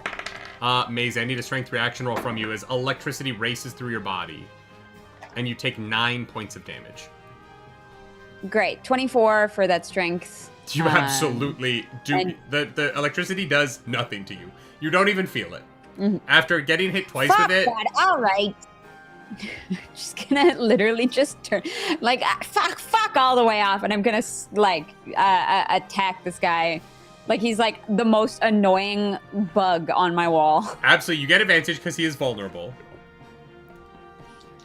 Oh, I get advantage. Hell yeah. Yeah, he's vulnerable from the witchy. Crit. What? Fuck. Double 7s. Hit him. Hell yeah. All right, so that would be, we're doing max damage, right? Plus a roll. Yeah, so what's your proficiency? 3. And what's your damage die? It's 3d10, so it'll be 33 damage plus what I roll. Yeah. Great. So 33 plus 9. That's 42. Great. Good number. Plus 6, 48, and another 2. 50 points of damage as you're going to drive your battle axe into this soldier, doing an absolutely massive, severe wound to him. That right there's why we never lost a war, you know? As this guy just like crumples into the dirt. I've tried so hard to figure out what Canadian thing you are that is a rock dragon. I'm the Rocky fucking Mountains. Like. Oh. I was like, wait, what joke from our childhood is she playing? You are the Rocky Mountains. I love that. All right, yeah, you've I'm done like, it. When you look at like the mountains and you see like a face in the snow and you're like, oh, that looks like a person or a thing or like whatever, and somebody like imagined that into existence. I love it. Amazing. Yeah, you have fucked this guy up. Also, our matching donation has completed. No way. Holy shit. That's $2,000. Y'all, I cannot believe how much money we've raised. Thank you so much. Y'all are the best. You have 2 soldiers left, sort of. Oh, Stormfather, what did you donate for? Oh, crap. Okay, here we go. A couple of donations came in. For a forehead. New York City Wordsmith. New York City Wordsmith has launched the Chaos Table. Oh, why'd you do that though? Because it's funny. Because comedy. Because comedy. Oh, actually, this is a good one. I need you all to name an element. Surprise. Potassium. No. I feel like that's not what you're looking for. You are all permanently resistant to potassium. Wow. Jesus Christ. Okay. Could we have said fire? Could we have said No, fire? that's what I You meant. could've. I was like, I don't know. I feel like I'm Wait. misunderstanding the prompt. I vote fire. What about No, electricity? Because no. we know they have the stun baton. No, you are now resistant to potassium. It's canon. Fuck. It's chaos. When you eat a banana, it doesn't digest properly anymore. Your characters can't consume bananas properly for the rest of their lives. Wow. Sounds like it's worse. That's terrible. You're gonna give me a sore tummy. What the hell? We We all have hot girl stomach. You all are going to get a hope from the Stormfather. Yay. And I am thank going to you. get 3 fear. What the hell? Yeah. Thank you, Stormfather. What an incredibly generous gift to the DM. As we are, oh my god, $28,800 raised. Unbelievable. There is still 2 soldiers here. One of them is very fucked up. One of them is at full health. What would you guys like to do next? I'm not really built for combat. That being said, can I spend my time while the people that have been fucking other people up do their thing? If I can pop off with a teleport, if we can find a way to infiltrate, it specifies that I can only do it to places I've been before. The likelihood that I've been there in the state that it is now is not likely. But there must have been a time before the slop arrived, and I have the far-traveled experience. Can I hustle you into letting me roll to see if I have been to the location before? You can see it. Like, if you wanted to teleport across the field of battle to the entrance, you're not gonna be able to teleport inside the fortress because you have no idea what's going on in there. But if you wanted to teleport right up and so that you could rush in through a door, I would allow you guys to teleport there. Okay, well, if that's not going to be an issue, so I will also do inspirational words. Who here has taken damage and wants to get rid of some of it? I'm hurt pretty bad. All right, I'll say, Gloom, wherever you are, keep doing it. It's going amazing. You may clear a 1 hit point slot. Excellent. I don't know where you are, but fucking keep at doing it. It's great. Great stuff. If I see him starting to teleport, assuming we've done this dance before, might I do something? Yeah, go for it. I'm gonna hold back on the teleport until we're done here. Decidedly. Yeah. Well, then can I chug my minor health potion? Yeah, go for it as well. What did you want to do, B-Dave? Oh my god. Well, actually, Katie, is there anything you'd like to do before I hog all the oxygen? Oh no, please do. You said one of these dudes looks hurt pretty bad? Yeah, he's been fucked up pretty good by that slap by Claris. Is he still afraid? He is not. The other one is. Well, okay, wait a second. There's 2 that are still remaining. Yeah, There's one of them is hurt really bad, and one one of them is terrified. And the one who is hurt really bad is not terrified? No, not anymore. He's recovered after getting slapped across the face. Is 18 enough to hit him? 18 is enough to hit him. Is that with hope or fear? That is with hope. Again, I don't know why some of these turn red sometimes. Again, maybe it is really just showing me that it's my damage. But I'm going to put another 27 points of sneak attack on him. Yeah, you have killed a 3rd soldier. I will just say, when he's like, keep at it, Gloom, it's still going, I just appear and my knife just comes out of the back of this guy's head, out of his eyeball, and his shadow just leans forward and says, thanks, man. And just goes back to hiding. I'm so scared. Okay. You guys are alone on this field with a man who is currently shaking in his boots and is not sure what to do about it. Do you guys want to teleport out of here and leave him to his friends' corpses? Yeah. Can I are we still doing the thing of taking their clothes? That's up to you guys. We do have a giant rock. So yeah, do any of the soldiers that work for Matt GPT, do any of them look vaguely dragon rock shaped? I think the thing that you know about the AI is that they are constantly shifting. They're unable to hold a steady form. It's one of the ways that you know who they are. So their clothes sort of warp and misshapen and you know, grow and shift and change. So you know that if you were to put it on, there's a good chance that it would fit you part of the time, but you would not shift and change with it, even though the clothing around you would shift and change forms on your body. Fuck. I don't know, but seems like a dead giveaway. I think we just fuck right on in there. All right. Yeah, let's do it. I will say, well, you two could put on the outfits. I can hide, and we can pretend she's a prisoner, but I do think maybe he's already seen us. Very true. Smoking Did glue guns like is also fire like, rain down on us. I'm also here, and I think it would be hard for me to pretend to be a full-size soldier. Yeah, Whoa. let's just go. You're a little guy. Also, hey, goblin friend, Yeah, what's up? I know we just met, but I can't speak for everyone, but my back is hurting from carrying you already. Wow. Okay. Well, Maybe get in the game. I'm trying not to take up all the oxygen of the combat and let you guys do cool shit, because We'll you stand know. there and maybe take up But- some of the hits. How about that?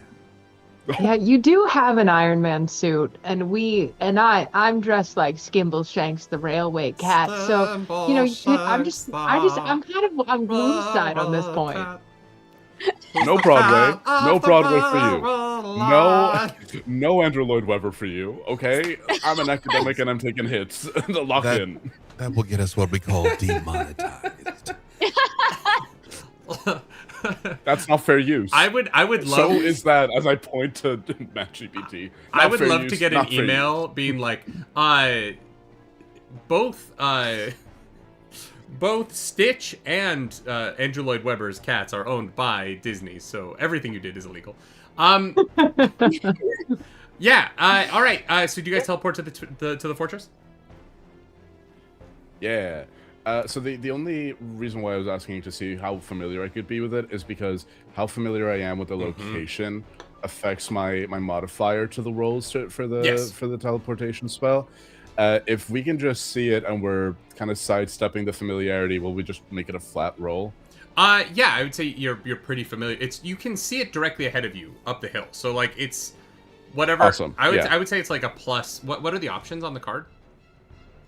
If you know the place very well, +3 bonus. If you visit the place frequently, +1 bonus. Visited the place infrequently, no modifier.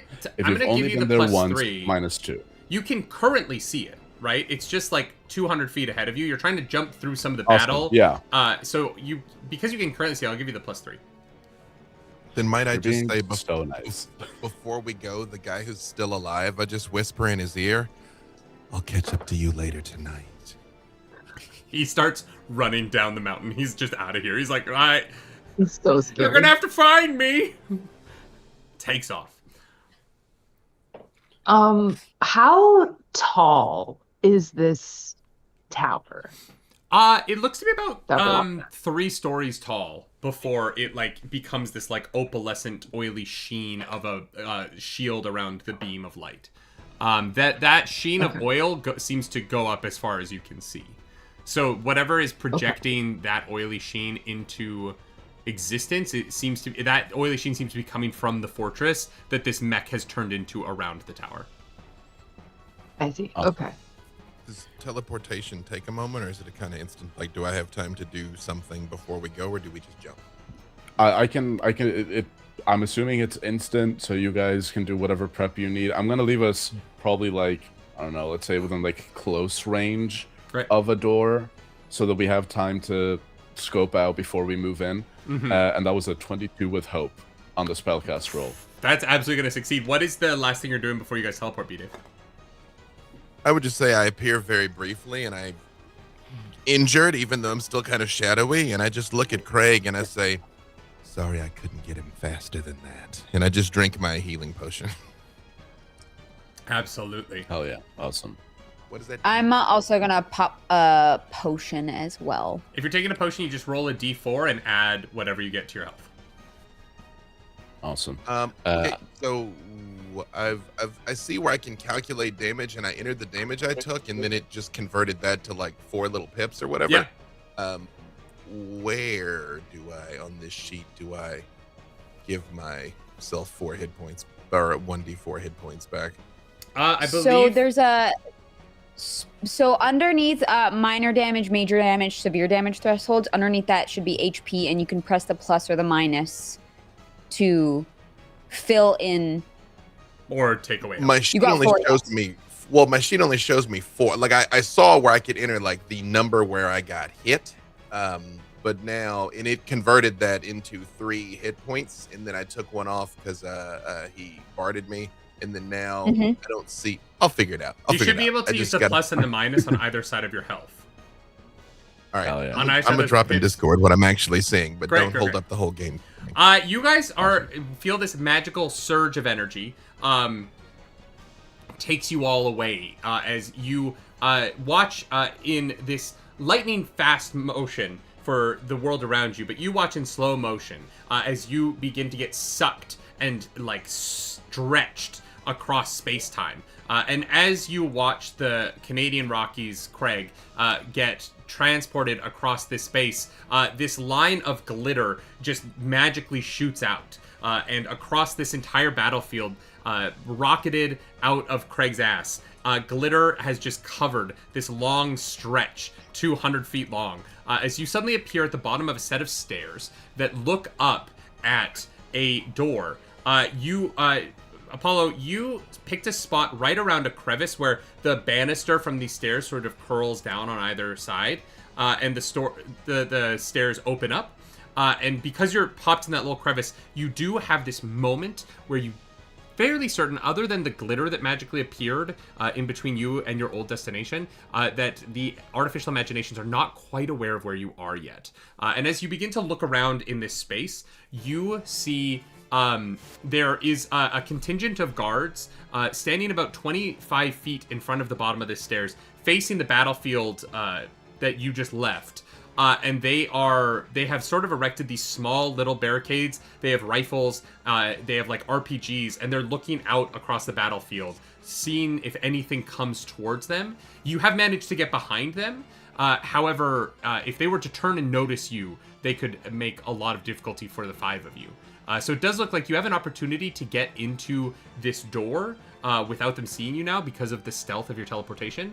However, as you look up the stairs and you peek your head through the banister, you see standing at the top of the stairs, leaning against the door, is a rather large troll-like figure. They have giant tusks sticking up out of a metal helmet. From their bottom jaw. The tusks curl up almost to their eyes. They have this metal helmet that is perfectly fitted over them, and they're wearing this like long red cape. As you stand there looking at them for a moment, you realize this person is not warping or changing shape. This is not an artificial imagination, but rather a real imagination, a real creation that seems to be working for the enemy. And they seem to be looking down and monitoring all of the soldiers currently holding the perimeter around this fortress. And they're up about like 10 feet of stairs right above you. And they don't seem to have noticed that you popped into existence here. Well, friends, minus the craft herpes being spread around, I can sneak ahead if you like. Yeah. Yeah. So that guard up ahead, I think, how comfortable how keen are we on the idea of a path of deception? Of just trying to see if we can get someone on our side, maybe? Have them... here's my idea. I know that the stories that they've told about ogres aren't great. I could go up there and be like, "You're fine. This isn't the way to go change that story." If I can convince him to just sort of let us through the next checkpoint in exchange for a good story for him to be a part of, maybe that's a way to not get too much attention on us. But that's a lot of trust for you to put on me and my ability to yap. Quick check-in, friend. Do you mean just being your normal cherubic self, or do you mean persuading him beyond just words? Well, my normal cherubic self has a couple of things that I could do to be a little bit better at this. I'm naturally good, and there's, if I had to put a number on it, I could somehow add a 1 to a 4 to this roll. Let's split the difference. Storyteller, I know we're kind of theater of the mining this bad boy. Yeah. The RPG we saw they had. Yep. Is it in a location where it could be pointed at the troll? If you wanted to go try and start a fight with them, you could do that. Yeah. But you would I find your lack of faith disturbing. I just said, being can the held by RPG be pointed at somebody. the troll? Yeah, it's being held a by guy a soldier. got it. So you could get it turned Oh, around okay. and aimed at the door. But then the fortress would know you're here. Well, here is what I'm thinking, and you tell me, because I know we're on the clock. I want to get in position up there. I'm pretty sneaky. I want to get in position, and he can try and talk to the troll, and if it goes poorly, I'm going to shoot the troll with the rocket launcher. That is my intent. Yeah, okay, sure. Yeah, how are you going to get the rocket launcher? With violence. Great. I just want to be With nearby violence. to give him a chance to do the thing he's going to do before I do the thing that I'm going to do. All right, well, these guards are on alert, so if you want to get close up to them, I'm going to ask for a finesse roll to see how well you sneak up on these guards. Well, when I'm cloaked, I am invisible if I am stationary, and when I use Shadow Stepper, I appear cloaked. So I should just be able to just be there and be functionally invisible Well, until I start doing violence. shit. Yeah, so are you shadow stepping over? Well, I am going to tell the team, hey, yeah, you give it a try, and if it goes poorly, we'll try it my way. Okay, Great. thank you for the compliment. And I like my it. intent is to appear right behind the guy with the rocket launcher. Yeah. And again, it says I remain unseen if I'm stationary, so Wild. I'm just up there. But I don't do Absolutely it. wild. Yeah. Yeah, absolutely. So you are going to appear behind him. You feel the shadows of your friend drift away, and Apollo, how would you like to approach the ogre at the top of the stairs? Okay. I'm gonna close the distance and just head down. I'm walking up, and I'm just gonna walk up to him, and I'm just going to, hands up, say, "Hello, friend. Oi, You're real. You're like us. are you real? Tell me, I'm not allowed to let you in here why not? because that's what the boss said. And you listen to the boss because you're painted as the villain? Because your No, role in it's- stories is to be a henchman? No, he pays me well. Okay. He's payment honestly is fun been and a pretty all. good employer, if I'm being completely honest. It's treated me Do pretty you well. dream of servitude to capitalism for the rest of your life? Oh, Don't you well, want you an know, eternal? the reality is, my Don't you friend, want? there's no such thing as living a truly good life in a system that doesn't allow for goodness, right? So we're all just kind of doing our best, and for me, this is the best for me, you know? And I hear you, but listen to me now. What if we could dream up a better system? What if we had the ability to dream up something equitable, something beautiful and fair and universal, where everybody is cared for and leans on each other as part of a community? This is something that hasn't been done yet, but it could be done. But it can only be done if we think for ourselves. Right, If we you say rely that. No, on- no, you say that, but I'm told that if the AIs get good enough and they can do everything for us, then we will be able to have equity amongst everybody else, because the AIs will just handle all the stuff we don't want to handle ourselves, right? So that's kind of the pitch. So your ideal your ideal future is you are blind and complacent to what an AI says and not to what the will of the community is. Not to what the people around you who care about you with real emotions care about. Is that the ideal future? Oh man, that's... Can you really not think of anything else? Okay, you've made a pretty good argument. That is going to be a presence roll. You Okay. saw it, like, you've broken through a little bit here. He's having that thought. Right, so because I have the Heart of a Poet ability because of my Wordsmith subclass, so I'm going to spend a hope to add a d4 to that. Okay. I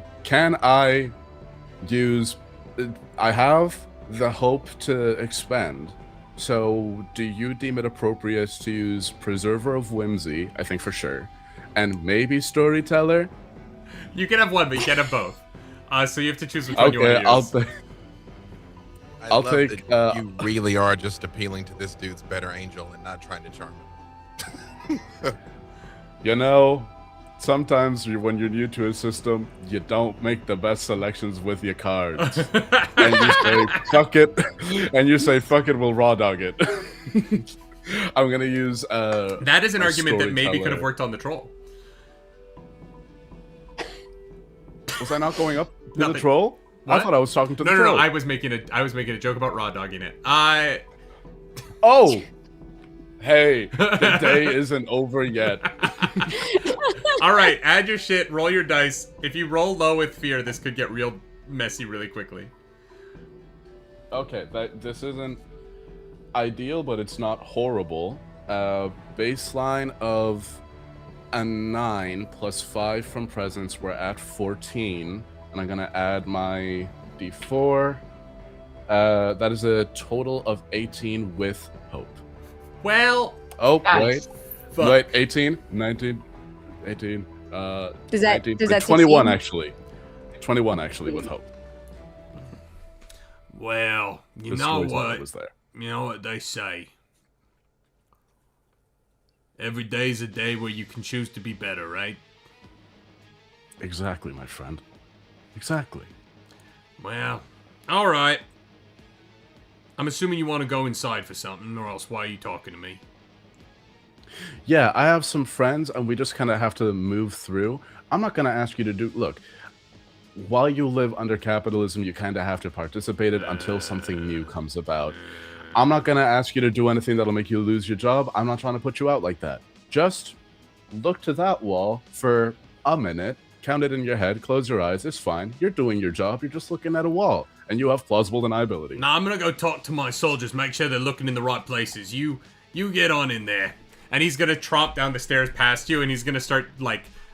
he walks up to the barricades, he's pointing out, he's like, hey, why aren't you looking up...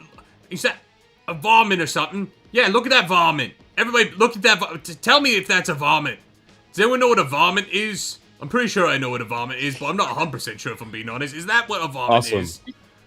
And you guys have As he the passes, doors I'm open? just going to slip in my number.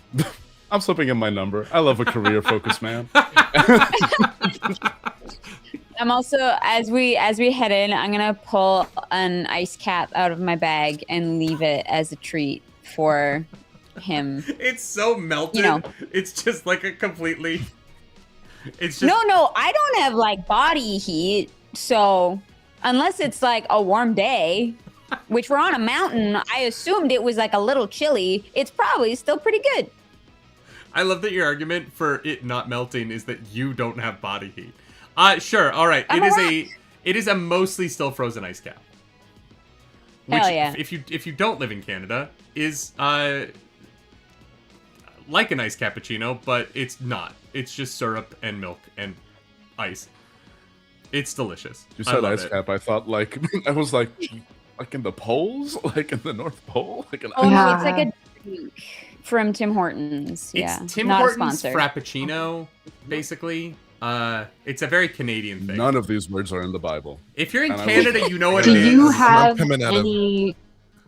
I'm coming out of my dramatic hiding to say the number one thing that bugged me about Timmy's is every portion is tiny. Everything at that place is kid-sized. No. Like, sure, all of this American excess is a lot, but I'm like, I'd like a large, and they gave me like a shot of coffee. I thought they were like insulting me. So if Americans, if you go to Timmy's, order 3 of everything, you get what you're accustomed to. Or That's my charity PSA. here's my hot take. Order Timmy's Oh. because it's an actual portion size, and don't get an American portion size because what is going on in America, man?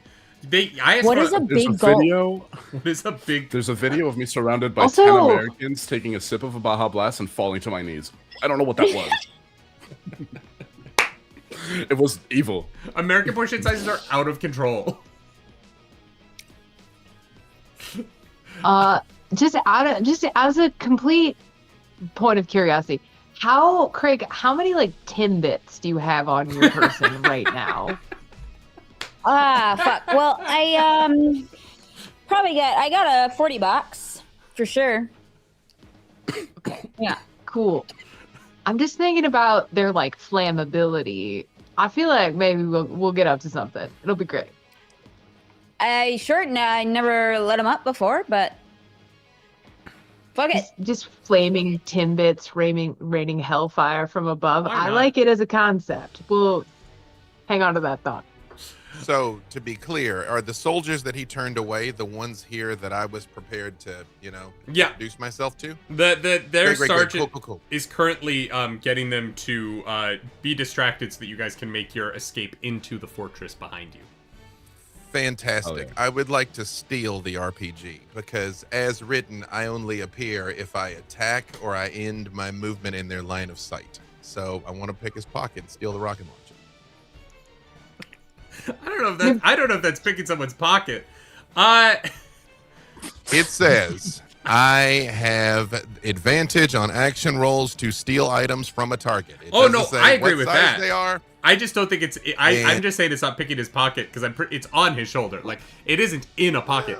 Yeah, no. If you want to I'm make, not here to judge the size of another man's pockets, buddy. Like, I mean, we're all. This is the spirit of brotherhood. it's a big pocket. I'm All gonna right, take his rocket launcher and let him live. I'm doing him a favor. I will let you roll for that. So give me a roll to see if you can. Are you gonna then shadow step away? Is that the idea? I'm already hidden. I'm gonna walk away.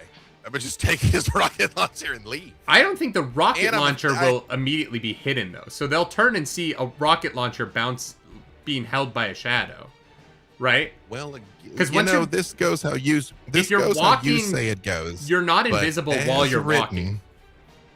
I am. I'm hidden, and then I'm cloaked. While up to you. moving? Well, let me put it to you a different way. If they see me, I'm fucking killing all these guys, and it goes where it goes. And if they don't see me, we can get on with the story. So you tell me, I am prepared for either eventuality. Damn, not the hostage. I'm ready to go either way. No, I want to make sure that Also, I'm understanding how cloaked works properly. It's specifically my rogue class feature of cloaked, and then shadow step is just when I appear, I am cloaked. So if it is easier for me to take this and then shadow step, I'm happy to do so. Yeah, it would be easier for but you to steal it and then bop out fast. I'm prepared to do so. Then yeah, if you want to roll for the steal, absolutely do it. So I have, I think I did something wrong. So I'm looking at my sheet. My experience has thief +3 and also thief +2. So I don't know why that is. Oh yeah, you and I don't added know thief how- twice. Okay, I don't know. Well, I guess I got thief +3 then. Is it possible to have thief +5? I guess not, or it would be that. So no, just so the experiences you have to upgrade each one individually. So adding an extra 2 to a different experience is not the same thing as having a new different experience. They're Yeah. like different things when you level up. so B-Dave, No, just hang on. just for Yes, I'm just for listening. rules as written. While cloaked, you remain unseen if you are stationary. So if you were to grab the RPG and start moving, you would no longer be unseen. You would be seen because you're moving. So you're only unseen while you're So I not get- moving. I could take the RPG and stand here for now and move next turn. I mean, I guess you could just grab the RPG and then just stand there. Yes. Groovy. I'll catch up to the group in a second. Step 1: rob this guy. Roll for So, although it is not clear, I know I have advantage on it, but I don't know how I rob this guy. What do I roll for that? You are going to make Finesse. a finesse action roll here. Okay. Other thing, my thief. Again, as I showed you over there, what's actually on my sheet. How does my thief thing interact with this? So if you spend a hope, you can add a +3 to your roll. Okay. Well, let's see how the roll goes first, and then I'll decide. Oh, whoops. Okay, so I got 18 with hope. 18 with hope. All right. Yeah, you absolutely succeed in stealing this RPG as you rip it off of this man's shoulder. And he whirls around Gently, I to don't miss- see where it went. Not a rip. I just gently, just sort of just ease it off. It's real cool. Real He's looking around for his rocket launcher that you just slowly and with a sultry appeal pulled lightly from his shoulder. And you are standing there somehow cloaking it in the shadow as you remain unmoving in the space behind him.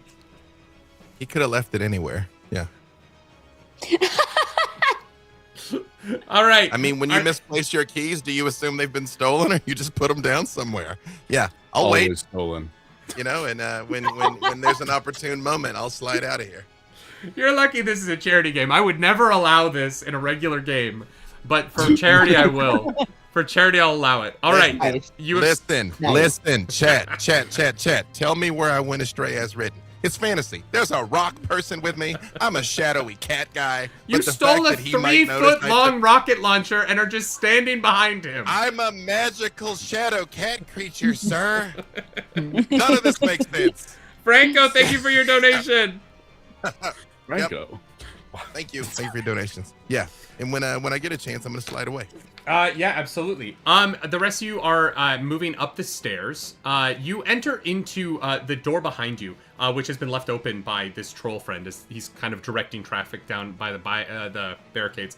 And as you enter in, you see before you there is a short hallway. And at the end of the hallway, there are 3 doors, one directly ahead of you, one to the left, and one to the right. As you enter into this space, B-Dave, are you going to join them in the hallway here? I will. This moment I can get away, I do get away. I can shadow step if necessary. I mean, you have the troll helping you distract them, so you might be able to just sneak away. Just slink away. What would you like to do, Katie? I would like to use, if it is okay with you and you will allow it, I would like to use my gifted tracker ability, which is where I can spend a hope and ask GM that many questions from my question list. Okay. So I would like to basically track the passage of Matt GPT and see, or like, I don't know, like, which door should we go through? That's the question that I would like to answer, please. Okay, so spend a hope. How many questions do you get to ask? I will spend 1 hope to ask 1 question as soon as I find my hope button. There we go. Spent. Boop. And I will say, what direction did they go? Okay. I would like for you to roll an instinct reaction roll for me as you ask this. Okay. Just like flat? Yeah, just a flat instinct reaction roll. Okay. That's a 14, but with fear. So it's a reaction roll, so there's no hope or fear on this. You do get a +2. Was that with your +2 to instinct? It is with a +2, yeah. On a 14, you like tap into sort of the mystical nature of the world and the magic that you're able to sort of understand about Mount Creatizo, this place where you've spent all of your life. And as you sort of feel the energies crisscrossing the hallway in front of you, you tap into the largest signature, which does seem to be connected to that giant beam above you. And you feel that energy has crisscrossed this space multiple times and has sort of flitted back and forth, which is surprising considering this building has only existed since like 90 seconds ago. And yet it already seems like there has been a manic, like cacophonous motion in this space as things have been sort of moved into place. But the last thing that you feel is that the energy has gone through the door directly ahead of you. Okay. I will point to that one and say, I think the magic that I feel is pulling me most strongly towards that door. Just throwing that out there. Please lead the way. Right when she says that, I step out of her shadow holding a rocket launcher and I say, well, I've followed you this far. I hate it when you do that. It's, you love it. It's true. I step out of her shadow with a rocket launcher is such an insane sentence. Yeah. And I just sort of sling it over my shoulder and I'm like, what's that over there? And I hide again. Are you going through the door at the end of the hallway? All right. My thought, just because I'm mistrustful, I'm a mistrusting person. Can we like open the door and then run away real quick? You know what I mean? Don't just like don't just like walk on through. Yeah, I mean, if you want to like first. open it, if you like. You can start to like peek your head in and take a look at what's ahead of you. If yeah. if you want me to just take a gander and then Wait. I have a thing for this. Hold on. Scout as well. I am Shadow. I am Death. Okay. It's been like this since we were kids, really. Every time I was like, here's a situation that lends itself directly to my skill set. You refuse to listen. No, please. Yes. Well, you go. You're right. No. I want to see what you're going to do, Mary. No. Please. You show us what you Mary want. just like reaches into her pocket and she pulls out a mouse. She was like, I was just going to send Gary. But you can do it. But no, I mean, Gary. I'm not going to get in the way of Gary. Hi, Gary. Come on, it's Gary. It's Gary. This is my small animal that comes with my witch. I apologize for my outburst. Yes, Gary, please. Gary! Okay, can I just send Gary under the door and Gary can report back to me? I don't know how Gary works. Can you talk to Gary? Can I feed him a bit of a Timbit for good luck? Yes. He is now your best friend. He doesn't even like me anymore. I'm just gonna look into his eyes and say, Gary, you've got this. And I'm gonna see, can I give him a help action? Does that inspire him? I don't know. I'm inspired. If you would like to inspire Gary the mouse into going and looking at the big bad fight, yeah, you absolutely can. Hell yeah. Yeah. I'm trying to find where he lives on my sheet. I cannot find it either. Is he under equipment, maybe? He's under my... Okay, there he goes. He's under my companion, but you have to click that on. Now I know. Correct. Okay. You guys get to the end of this... I did still have a companion. That's fine. Well, I have a companion. His name is Gary, and he does stuff. You go to the end of this hallway, and as you get close to the end of the hallway, you realize the door at the end of the hallway is automatic, and it slides open. And from a few feet back in front of this door, where it has slid open on either side, you see into the central room. You actually can see the light of Ascension directly ahead of you. It is covered by that oily sheen, and there are 3 beams of oily light being shot into the light of Ascension from 3 different the platforms that from the angle out in the hallway here, you cannot quite see what is causing the that effect to occur. But you can see that whatever that oily sheen covering the light of Ascension is, it does seem to be from the some kind of statue or something off to either side of the door where you are looking from. Directly in front of you, you see hovering off of the ground, slowly circling around the light of Ascension, magically kind of fixing and tweaking things. There is a dwarf with long hair, no beard, looks exactly like Matthew Mercer. He's in gorgeous gold-plated armor and has a hammer that sort of swings loosely off his left hip and a giant gold shield on his back. And he hovers about 10 feet in the air, just sort of arcanically manipulating and building tension within this oily sheen as the protective layer around the light of Ascension is getting slightly thicker, and it is growing, slowly approaching and encompassing the room. Having said that, you also see, that's all you can see from here. But if you'd like to send Gary, and Gary can scout out some more information for you. No, I feel like that's it. I just wanted to make sure that it wasn't like 40 guards in the hallway. You know what I mean? Mm-hmm, so yeah. if we have that line of sight, I mean, that feels like a great place to point a rocket launcher. I'm just saying. Gloom. I mean, are we ready to enter aggressive negotiation? I straight up have a spell that can attempt to banish people. I'm so ready.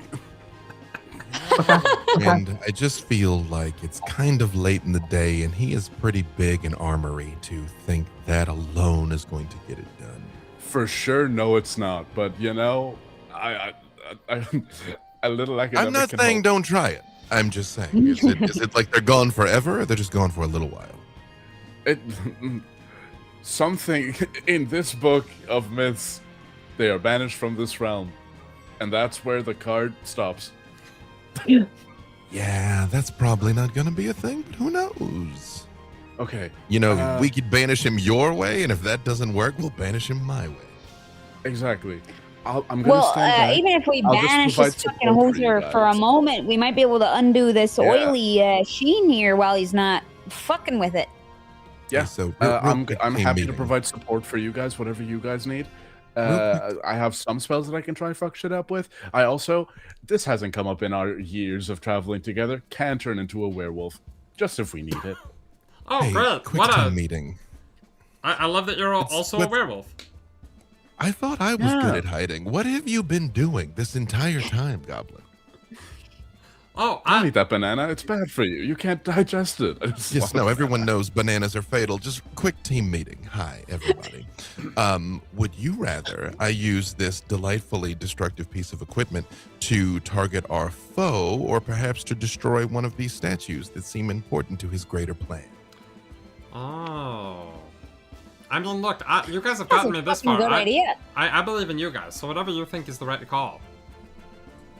Okay. What's your I- situation? Will they try kill you? Well, go on, I'm listening. Destroy him with this, or try to, or destroy one of the statues, or try to. I'm checking in with the team. See, also, Mira, you say I always go off and do things on my own. This is me being a team player. I Nah, I like it. want you to know that I see the effort you're putting in, and I'm really proud of you. I appreciate that. You know, Mom never was, so thank you. I know how we can resolve this. I can flip a loony. What the You fuck's a keep, loon? Sure. talking that, you keep talking in that northern nonsense. What did those geese do to you? I mean, I see The why they're so loony, hate-filled now. No, it's a loon on the loony. The fucking geese are not on the It's loonies. this. But I can flip a loony. Just fans at home, I'm aware what Canadian currency is. Nothing makes sense up there. This is a loon. I'm In not. times past, back when we were a functioning democracy. Hang on, wait. Let me just make meaningful eye contact. Back when we were a functioning democracy, I'd be mocking them endlessly now. But Canada is leading in every statistical category, except their currency is still stupid. But besides that, It works for us. they get like freedom and liberation in the Canadian dream. Anyhow, I'm like, Mara, anything else to try before it goes where it goes?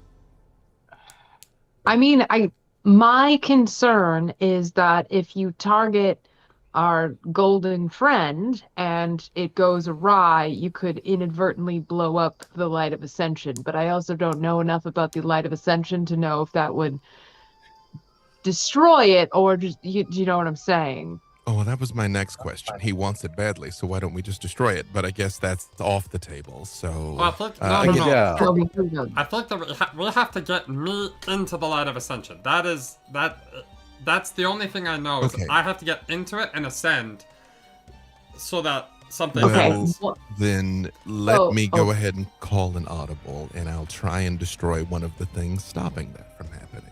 What? That may sounds- I make a suggestion? Absolutely. Please. Could we potentially hold the RPG in reserve? You're small. You're like a goblin, right? I I'm literally a imagine- goblin, yeah. The force of an RPG, we could kind of wrap you too, and then launch you in like as a last ditch, What? as like a last No. ditch. I feel like the RPG is a first move, not a last. I have rocket boots. If once the shield Yeah. around the Light of Ascension is down, I can just Right. go. Okay, Okay, well, all right. Then we'll shield, I guess. Shield, Craig, Dara. Do you have shield? I have an arcane deflection spell. I don't have shield. no, I'm going to destroy them. Oh, okay. Storyteller. Yes. The lightning that hit us, was that magical or physical? The light thing that hit you. When? Lightning, when we The all lightning- got like nearly wiped out by a charitable donation. Oh, that was magical. For Thank you sure. very much. Excellent. Great. Well, anything else anyone else wants to do before I go announce our presence? The things that are shooting the beams of the sort of like corrupted light into the Light of Ascension, Yes. are they in any way, shape, or form moving as they are shooting those beams? No, they seem steady. Okay. Yeah, you can't see them yet. That's but all I had to those add. the whatever the 3 points of Okay. whatever that is being shot into this that those do Okay. seem steady. Okay, so it wouldn't be like a gear that if we stop the gear, it stops shooting. That's fine. They're just Yeah. they're just out here. Yeah. All right. All right. Does anybody need? I'm just gonna look. Okay, before we go real quick, does anybody want to clear any stress or clear any hit points, or does anybody want more hope? We got stuff in reserve we gotta get rid of. Feeling pretty good at the exact moment. Oh yeah. Uh, I'm gonna just quickly like crack my rock knuckles and spend 3 hope to clear 2 armor slots. So I'm good. I'm good. Solid. All right. When we're in the thick of it, ask for it. I got 4 of these to give out. Fuck yeah, bud. Thanks. All right, B-Dave, how are you starting off the combat? I'm going to sneak as close as I need to sneak just to be able to see the statue. Ideally, I do not want line of sight with him. Hang on, wait, sorry.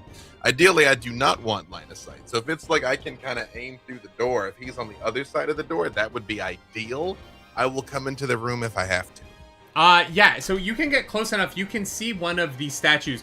There's like a weird scaffolding around it, and then there is a oval opening with a floating, like, slick of oil that's sort of transmuting and moving, and a beam of this oil is shooting out towards the center pillar. Floating in the air next to it is a slender manager.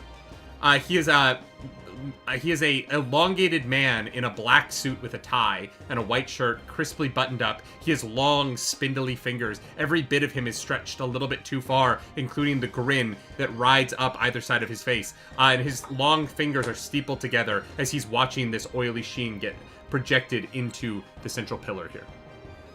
New plan. I'm not going to attack the thing. I'm going to attack the person managing the thing. Great. I assume this is a single shot.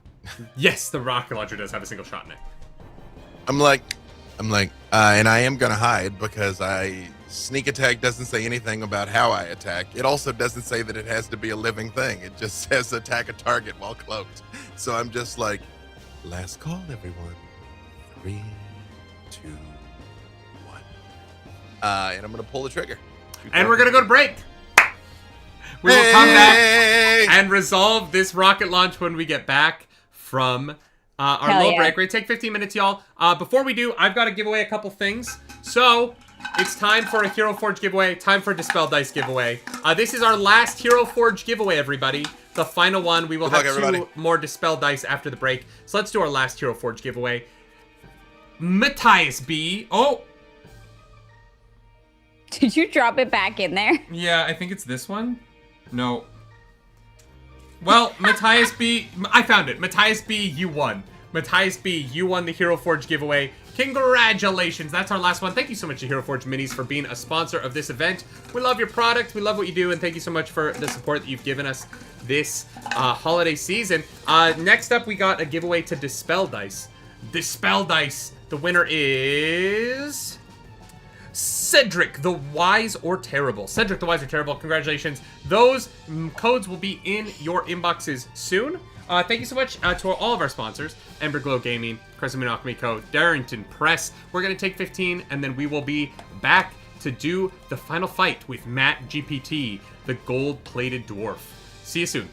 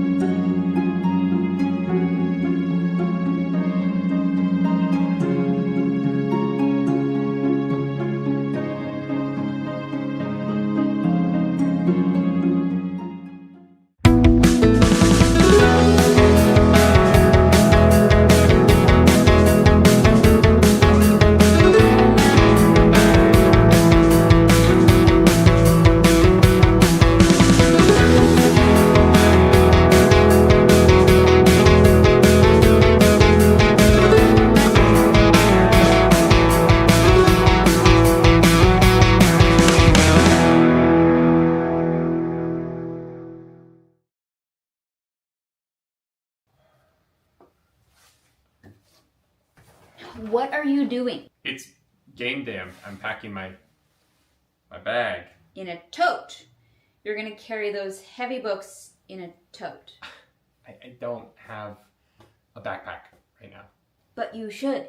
You should have Crescent Moon Alchemy's Ultimate Game Night Backpack. Whoa!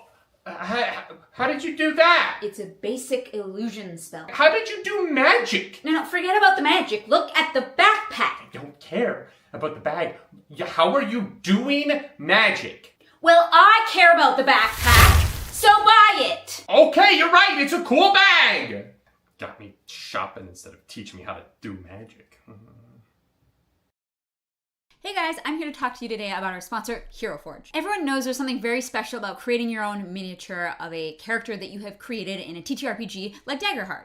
So today, we're here to look at the Daggerheart options that HeroForge has integrated for their miniatures. You can now create a Simia mini, a Fungirl mini, and a Ribbit mini. Look at his eyes, they're so big.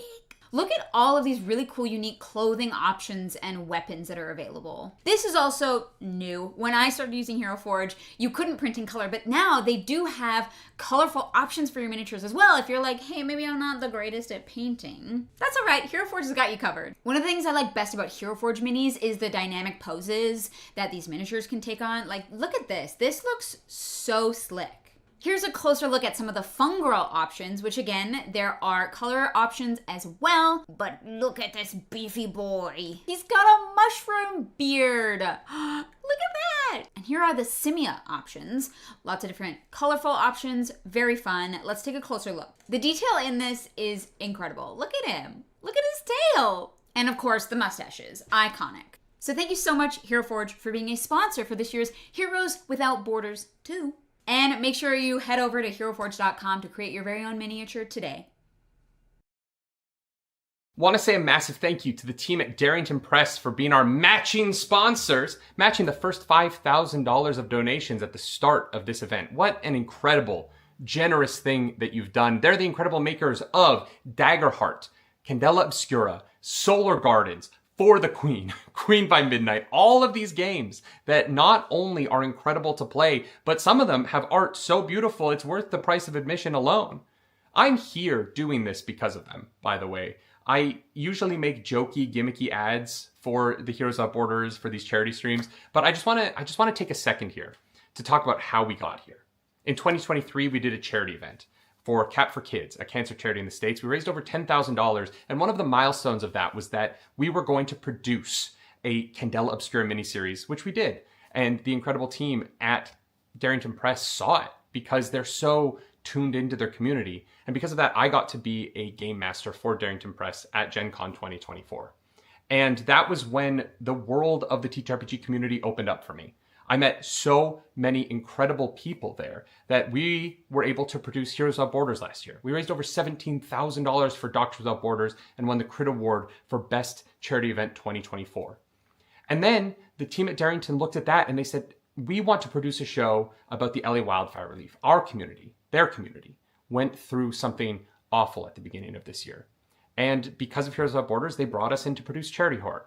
And we were able to raise $24,000 for their community through that.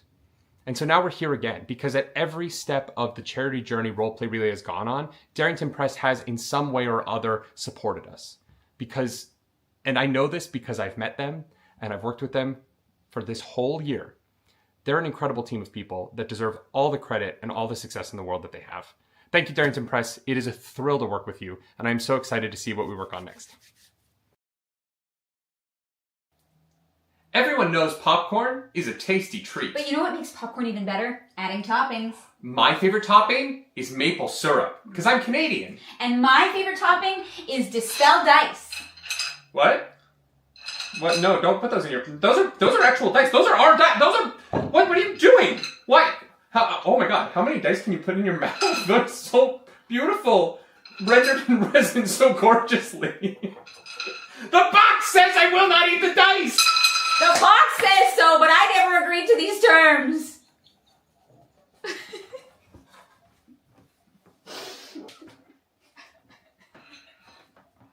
I think that's just it. I think that's just, yeah. Great. I don't think I blinked once.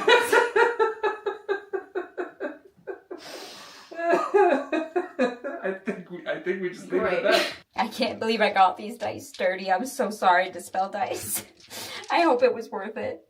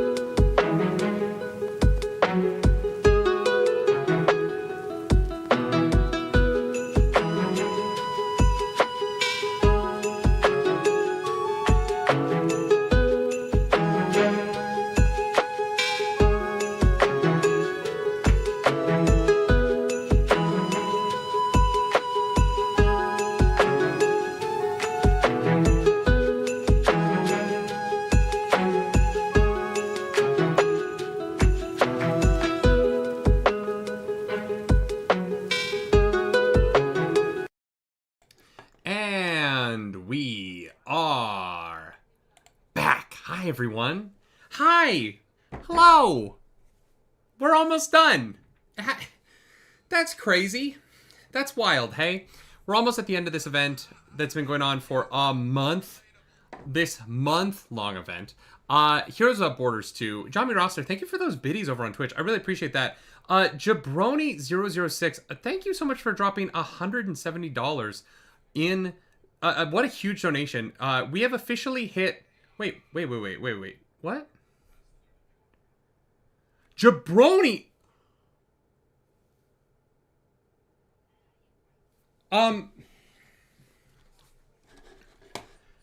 Hey, Cast, I'm going to bring you in early here. I haven't done the raffles yet, but I'm bringing you in early here.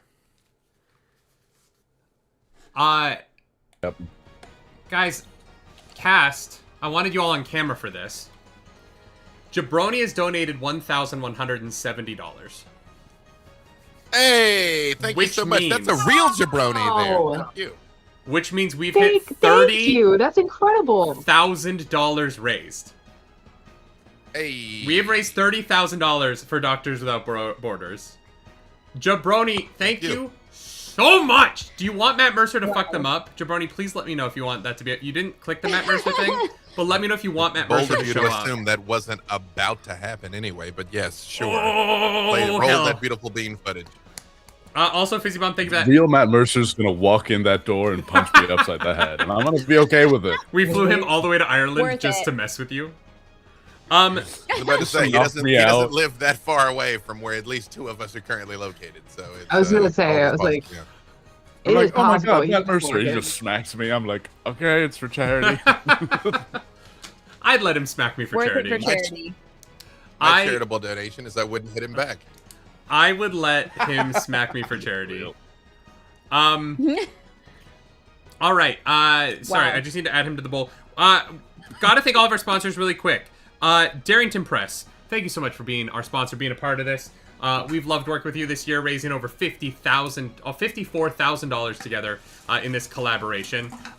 We also have to send a huge thank you to Crescent Moon Alchemy Co. We are going to be giving away one of their bags at the end of the stream, so make sure you stick around, watch this final fight. Huge thank you to Ember Glow Gaming for your matching donation and for giving away a bag on the last stream. Huge thank you to Hero Forge Minis. All of those donations are done. And Dispel Dice, our final...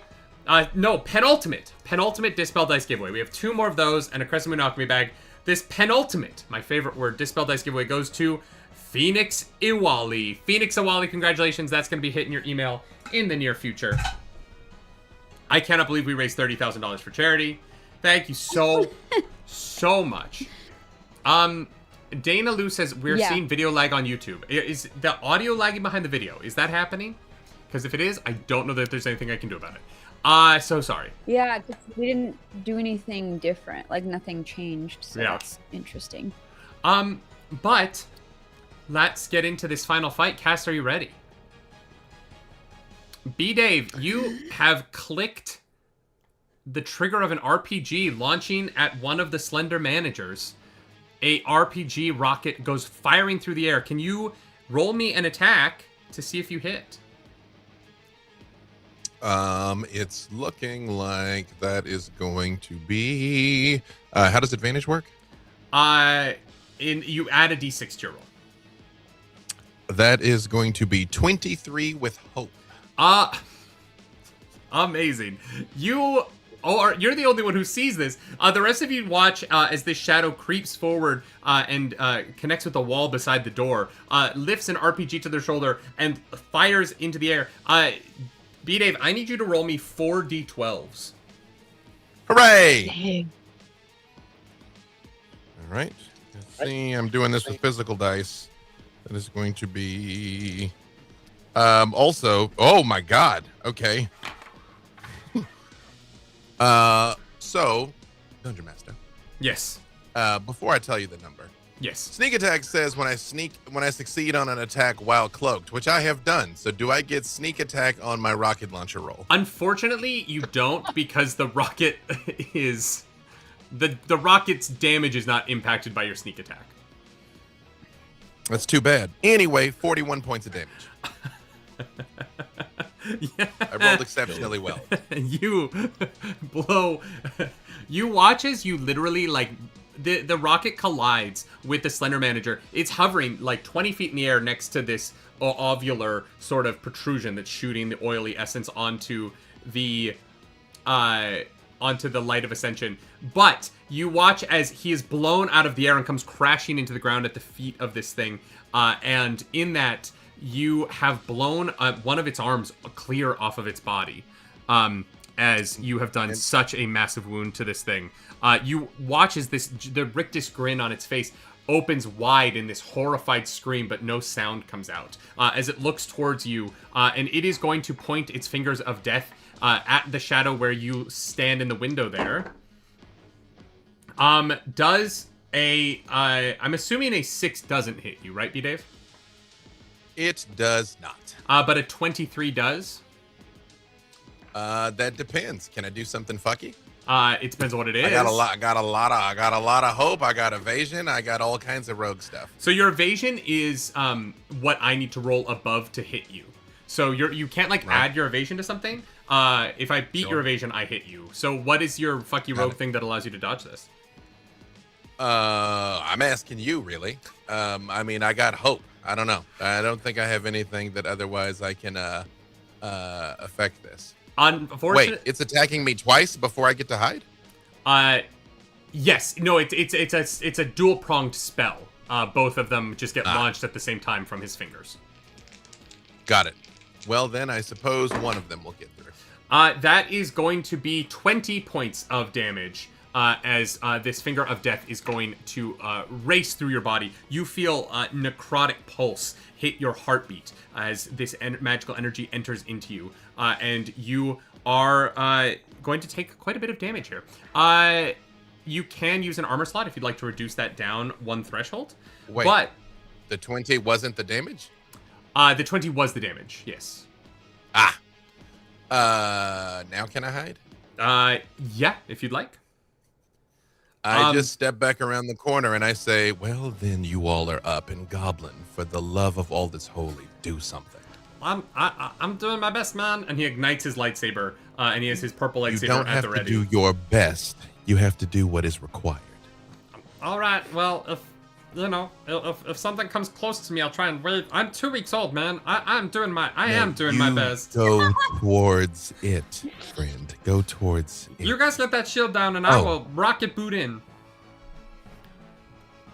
You're not catching what I'm saying. Also, Bard friend, any of those inspirational words you were throwing around might be of some use now. I think the way that you shot that thing and it blew a guy, I really tried not to laugh when there was a lot of blowing going on. You're doing amazing, King. Keep it up.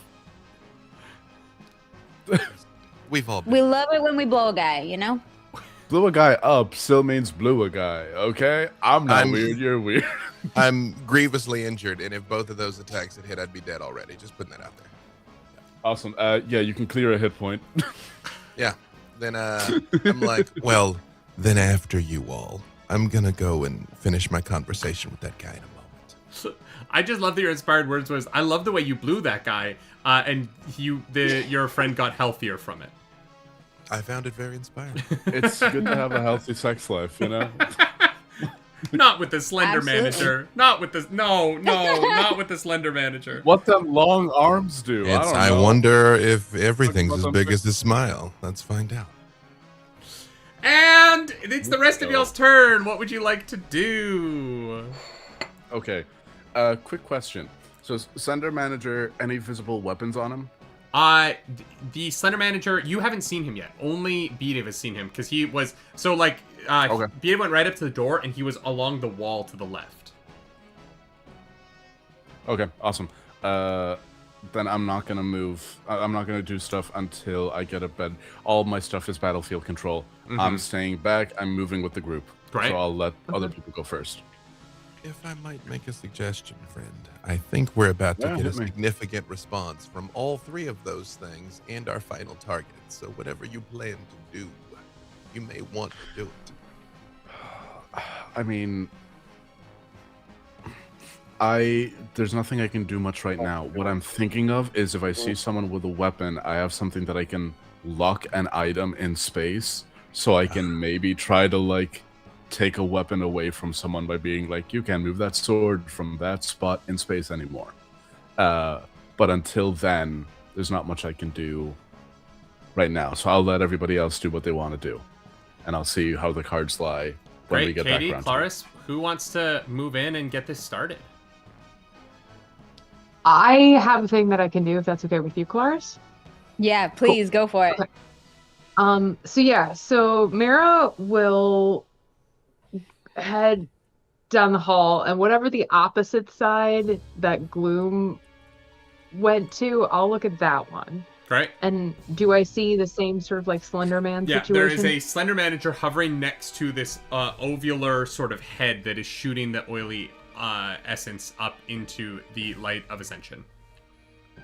Okay. I would like to do some nonsense, if I may. That's all this game is. I would like to cast Towering Stalk.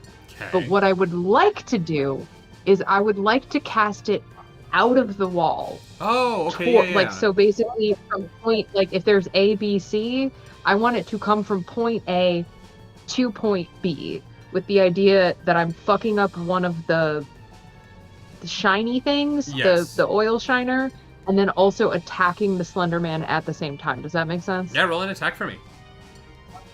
Okay. That's going to be a spellcast roll. And that'll be a 15 with hope. Unfortunately, that you watch as your spell shoots out of the wall, and it is able to connect. Was that a fail? It's a fail on one, success on the other. Oh, interesting. Yeah, because she's Okay. trying to hit two targets with this stock, that's- so it's going to hit one but not the other. Okay, I see. I have an ability called Support Tank. When an ally within close range fails a roll, you can spend 2 hope to allow them to re-roll either their hope or fear die. Would that be helpful for you? If you were allowed to use it, probably. You're absolutely allowed to use it. Yeah. Yeah. Also, hope. the two of you still have the D8 rally die from way earlier in the session. Yeah. I was That's true. actually, well, yeah, okay. You're going to hit the pillar, but you're going to miss the Slender Manager, is basically what's going to happen. Okay. Yeah, that's fine. As long as if I hit the pillar, that's fine. That's fine. Great. Amazing. Roll damage for me. Okay, that's going to be 4d8 for 19 points of damage. Ooh, okay. You watch as you chip some stone off of this pillar with that attack. Okay. But the Slender Manager sees it coming, watches this vine ricochet off of the pillar, and is able to dodge out of the way. It is going to turn and turn its rictus grin towards you as it is hovering in the air above you, looking down with its fingers just sort of intertwined underneath its chin, smiling. Oh, great. I hate it. Thank you. Claris, what are you doing? Love it. Picturing him like Mr. Handsome. how close is the dwarf and the slender manager to one another? The dwarf is now on the other side. He's been floating in this circle around, so he's currently on the other side of the Well of Ascension and has not seen you yet. The light of ascension. We don't have the right. The light of ascension. The light of Feel ascension. that Well of from ascension Brandon is a different Sanderson. thing. Sorry, Brandy. Okay. So they are not very close. No, they would be far range right now. Okay, but he is moving, and it looks like he might go back to being in very close range at a later moment. So very close range is within 15 feet. So, yeah, you would have to close in with him, but you could eventually. For sure. Yeah. I'm saying, sorry. My question is, you said the dwarf guy is like moving around. Yeah. So does it look like he might come? He will come back around. Yeah. Great. Okay. Then, great. Then for the moment, pardon me. How far away are we? Am I able to get within melee range if I charge in with either one of them? Yeah, you would be able to get melee range with one of the Slender Managers. Great. Then I'm doing it. Which one do you want to go, left or right? Yeah. I'm gonna go. What direction is the dwarf moving in? Clockwise or counterclockwise? He's moving clockwise, so he will be closer to the one on the right when he comes back around. Great. Then I'm gonna move towards the one on the right. Orky Gecko, thank you for dropping that hope for Craig. Yes. Thank you, Orky. I appreciate that. And also, just a thank you to Fizzy Bomb, who gave us $10 over the break as well. Appreciate that. Yes, Fizzy Bomb, I did put your You thing. Fizzy Bomb. I put your thing in the bowl. Yeah. So I'm gonna, I'm gonna take out my battle axe, and charge at the Slender Manager on the right. Yeah.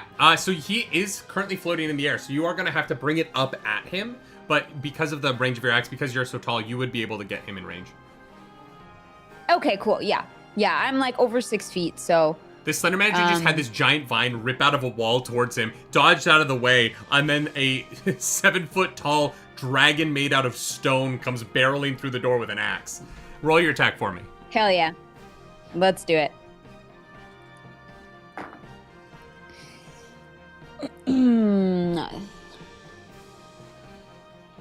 17 with fear. I love that for me. I have so much fear right now. I have been saving it up for this fight because I really want to TPK the party. You come around the corner. 17 just hits the Slender Manager. So you come around. Thank God. Bring that axe up into the lower half of its body. And you watch as you collide with it, it seems to stretch even further, like almost like spaghetti that's just a little bit too wet. And I want you to roll your damage for me. Right. Love that. I don't love that. 1, 2, 6, 7, 9.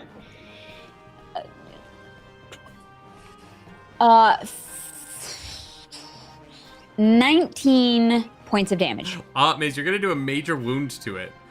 Doing 2 hit points as you swing your axe up into its lower half. And you drag, as you bring your axe down, you watch as this character, he feels so light as you kind of go through your swing. He gets dragged down to the ground with your swing and is now on the ground level with you.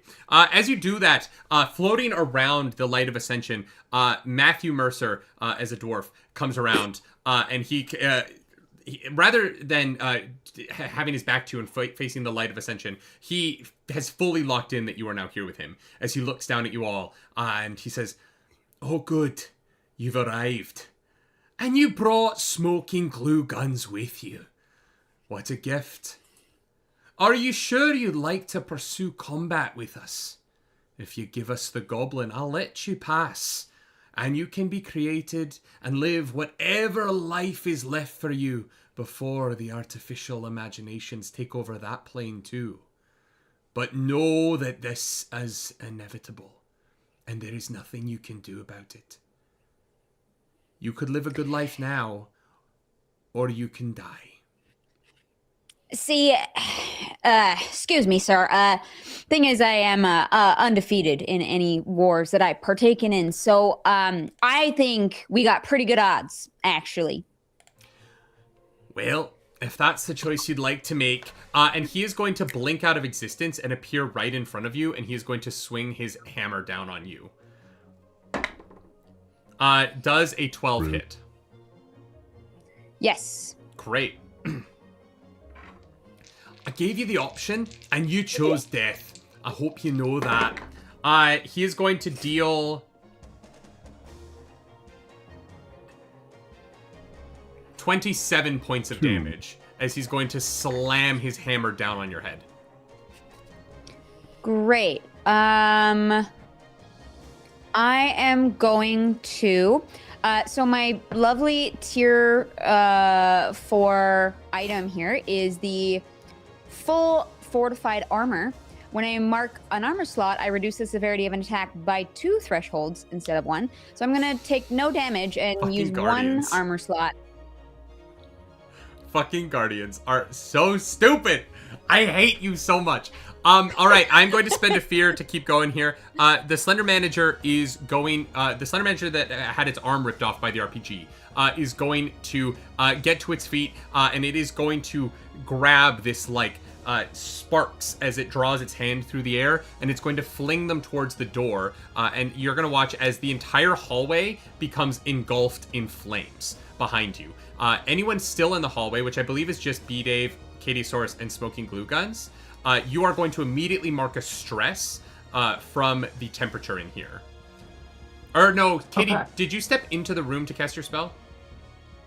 I did. So that you wouldn't mark a stress here. It would just be, I believe, B-Dave and Apollo, are the two with Smoking Glue Guns. You're all going to mark a stress immediately, because you're still in the hallway. And then if you continue to stay in here on your actions, you will take damage. And that's going to be that Slender Manager's turn. The other Slender Manager is going to look down at you, Katie, from where you attacked with your thorn, or with your vines. And it is going to attempt to do the same thing right back to you. It is going to drag, where you brought out vines, it is going to bring out this very false equivalence of it, which is this like metal rod with barbed wire for leaves. It is going to drag that through your body. Does a dirty 20 hit you? Yeah.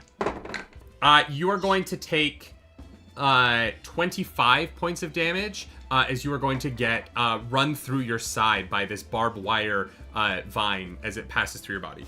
I would like to use I Am Your Shield. When an ally within very close range would take damage, you can mark a stress, stand in the way of them, and make yourself the target of the attack instead.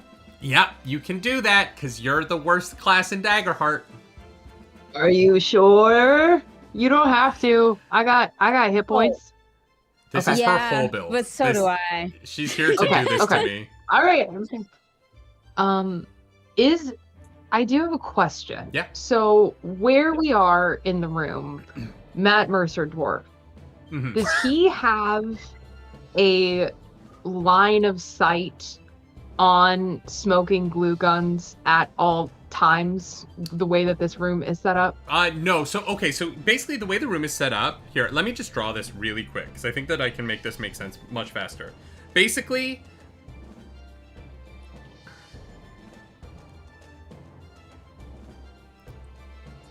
just to like make this make sense, this is the room. Can you see that? Is it going to focus?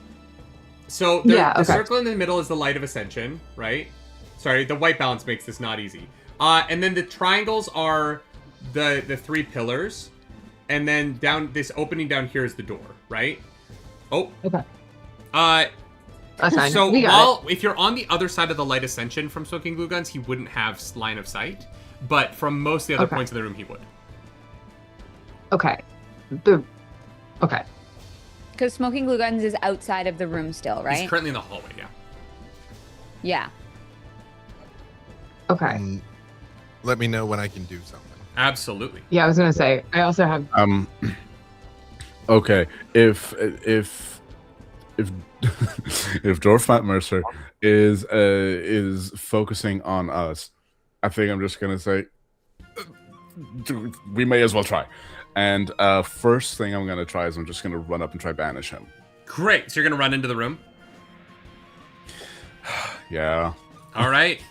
Durag is gonna try and banish Matt Mercer. What's the roll here?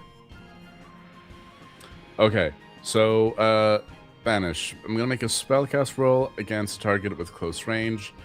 What is the difficulty for this? I will tell you right now. Why doesn't it tell me? Okay, so it's spellcast roll against a target. So I'm assuming I'm trying to hit their evasion. Yeah. I assume that's what I'm trying to hit. Okay. So add +5 to this. 13. 18. That is going to hit. Thank you. The slower you, the more you slow down your narration, I was like, we're cooked. I gotta use a couple success, of the DM tools. You know what I mean? I gotta bring them out of the bag. Full respect. I'm sweating. On a success, I'm gonna roll 5 d20s. The target must make a reaction roll with a difficulty equal to the highest result. On a success, they just mark as stress but aren't banished. On a failure, they are banished from this realm.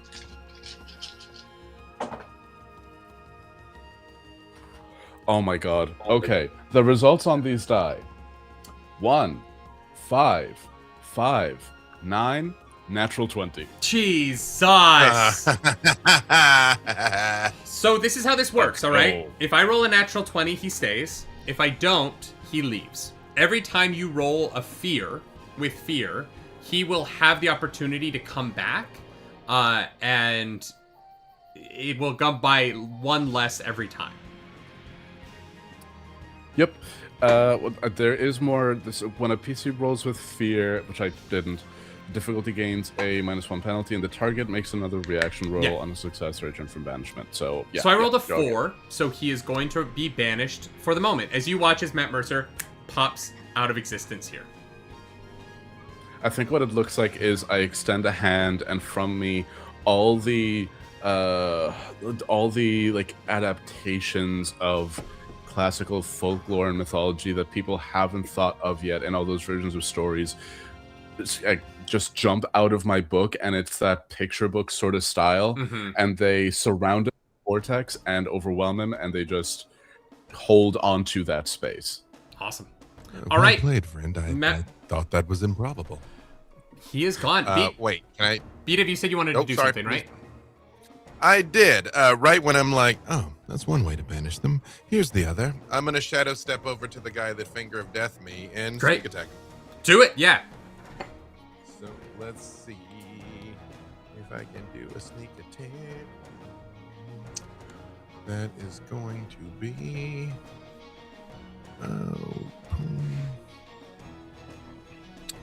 that is going to be a dirty 20 with hope. Whoa, okay, yep, that will hit. All right. Imagine if I was like, nah, you miss. He's fine. Well, you know, we got other options here. That is going to be 29 points of damage. Damn. Okay, that's with your sneak attack damage? Yeah, that is the sneak attack. That's everything. He looks deeply fucked up as you draw your blade into him. However, he is very aware of the fact that you are there. I'm going to spend a fear. Well, good. I was about to say, because I'm going to shadow step away, because it's not tied to my action economy. I'm not going to be there, but we can do this however you say. But I am spending a fear to have him Great. attempt to arcane lock you within melee range of him. Okay. I feel like that's better for me than you, friend, but all right. What does that entail? Well, you can definitely shadow step away, because I rolled a 3. So that's... Sure. Wait, what's your evasion? Evasion is 14 and can be higher if I needed to. Nope, it doesn't need to be any higher right now. I rolled a 3. He attempts to arcane lock you, and you are gone before he's able to finish the spell. Yeah, I'll be right back with you, friend. Now, to be clear, outside's on fire, so that's bad. Yeah. Is there anywhere that is not currently occupied by hostiles that I could reappear in? Well, actually, you need shadows to shadow step, right? Yeah. But I mean, the middle of everybody in this this room room is casting a shadow. Yeah, but the middle of this room is a blinding light that is like the light of creation. So I think that shadow stepping in this space might be very difficult for you. You could like the only place you could really shadow step would be into like right behind your allies by the door. Yeah, it said I can move into a creature shadow. Also, this light is on a platform. Is it not dark immediately underneath it? No, the light comes up out of the ground and shoots through the roof. Ground. Yeah, it is this absolutely massive beam of light. The dwarf was standing on a platform. Is there not a shadow on the other side? No, the of the dwarf was platform flying. The dwarf is hovering, and he was floating and hovering around this light, kind of arcanically. So my only option is to be behind one of them. It would be the only real shadow you could jump into right now, yeah. Or my shadow, I guess. Yours would be the shadow, yeah. You're on the list, but yours is also the most likely to get fireballed. So we ride together and we die together. I'm gonna go. Actually, do the hostiles all have shadows? The one you're in is too close to the light because it's pulled away from. The one across from you, maybe you could pull into a shadow. It would be a tough jump for you though. It's pretty far across this space. I can do it anywhere within far range. Then yeah, you could pop over to the other hostile. So to be clear, one of them I've shot with a rocket launcher and grievously stabbed and is missing an arm, but is still up. Yes. One of them is having a magical duel with my sister. What is the state of the third one? The third one is on the other side of the room behind the Light of Ascension, so you guys haven't engaged that Slender Manager yet. They're still hovering. I'm going to appear behind that one, but I'm not going to do anything. So I should still be cloaked. I'm just going to go over there. So they're up in the air, so you could appear in their shadow. They don't really have a shadow that you can appear in on that side, right? Because they're kind of just hovering in the air. So there's not like there's not a harsh enough shadow on anything in their immediate vicinity that you could jump into. So you can either jump into the one that's currently engaged with Craig. You can either kind of jump directly between the one engaged with Craig and Craig, or behind Craig. But Craig and the one are in melee combat right at the front of the room here. I thought Craig was fighting the dwarf and my sister's fighting the other. The dwarf got booped out of existence. Oh yes. So the only other so is the one that Craig is fighting and the one my sister's fighting the same? Mm-hmm. Yeah, they engaged because Craig took the blow with I'll go behind that guy. Great. Wonderful. And you know what? We're short on time. While I'm behind that guy, I'm gonna activate my my Airblade Charm one last time. Great. And hit the other guy again. I love that. Roll damage for me. Yeah. Let's see. That is going to be dirty 20 again. Jesus Christ. It doesn't say anywhere that I can't sneak attack twice. I mean, if I'm not near him and he can't see me, does that mean I can sneak attack him again? Yeah, I mean, you just popped up in his shadow. He doesn't know what the fuck's going on. Oh, I'm going after the initial hostile, the one I've already been fighting. He and our business isn't done yet. Oh yeah, if you want to kill him, yeah, absolutely, go for it. That is going to be another 32 points of damage on that guy. Jesus. The first of the Slender Managers has been completely eviscerated out of the game. Time to clock out, friend. And then I hide. As you do that, thank you so much, the Stormfather, for bringing me a couple of things. First of all, I get another fear. Thank you. Secondly, you all watch as one of the Slender Managers crumples their fist, and the two of the beams by the door both tilt for a moment, and the shield around the Light of Ascension flickers and dims for a second as these two beams of the Ichor of Slop are going to get pointed towards the four of you by the door. As you are all going to get hit by an environment feature. Thank you for donating for that. You are all going to take 20 points of slop damage as these beams are going to swivel towards you, blast you for a second, then swivel back into place holding the shield up. Thank you so much, Stormfather, for that. Yeah. Quick check-in. Are any of the donations good for us? There are plenty of good ones. There's so many good ones. They can give you hope. They can make you unbreakable. Hey, chat. Real quick. Because as of now, we're only immune to bananas. Because that makes sense. So, to be fair, that wasn't a good one. That was a chaos table. Anybody? That was a chaos table. Anybody? So literally, no one's tried to help us. So they gave you. Hey, someone. Someone spent $100 to give you health with a potions. rocket launcher, and snuck attack him 3 times to bring him down. There's 2 more of those and a dwarf Matt Mercer, and all we got is a useless goblin. They sent you. They sent you potions. So hey, I'm not talking to him. I'm talking to you, chat. Hey, if you want a Hunger Games something to help, because your boy's hurting over here, in my allies, everybody's trying their hardest. This is for charity, and thank you for your gratitude, and don't get me in your generosity. But just saying, if you can help, consider this is the bad signal being lit up over here from your resident sneaky murder boy. I think they want me to win. I think that considering I've lost every charity event before this one, I think they want me to win. All right, that is going to be the environment feature. Also, through the fire behind you, coming crawling out towards you, a alligator type creature. It stands shoulder height. It's absolutely massive. As it opens its jaws, you see flames lick out either side, and there's a small bird that sits on its head. This is a legally nondescript third evolution of that Pokemon from the Pokemon Scarlet and Violet, because everything has been scraped into the algorithm at this point, and so Scorchy Boy is going to come in here, and you guys have to deal with a flaming alligator creature that is going to attack you from behind. Awesome. Thank you, I did put a Maverick. note in the. I put a note in the Discord just for on a self rules lawyering note about how Mercer returning works. Yep. I'm keeping track of it. Yeah. Awesome. I'm scared. So with that, I'm gonna pass the spotlight back to you guys. Who you now have? One of the Slender Managers is down. However, there is a flaming alligator creature that has been summoned by chat. What would you like to do? Smoking glue guns. Oh, that's dark. Smoking glue guns also is going to run into the room, holding the lightsaber because he's been chased out of the flames by this alligator creature. You said that the oily light was pointed at us, not at the Ascension, right? Could we just throw them in? No, because the one in the back of the room stayed locked in, so the barrier got lessened, but it was still in place. 2 of them got turned towards you to attack you.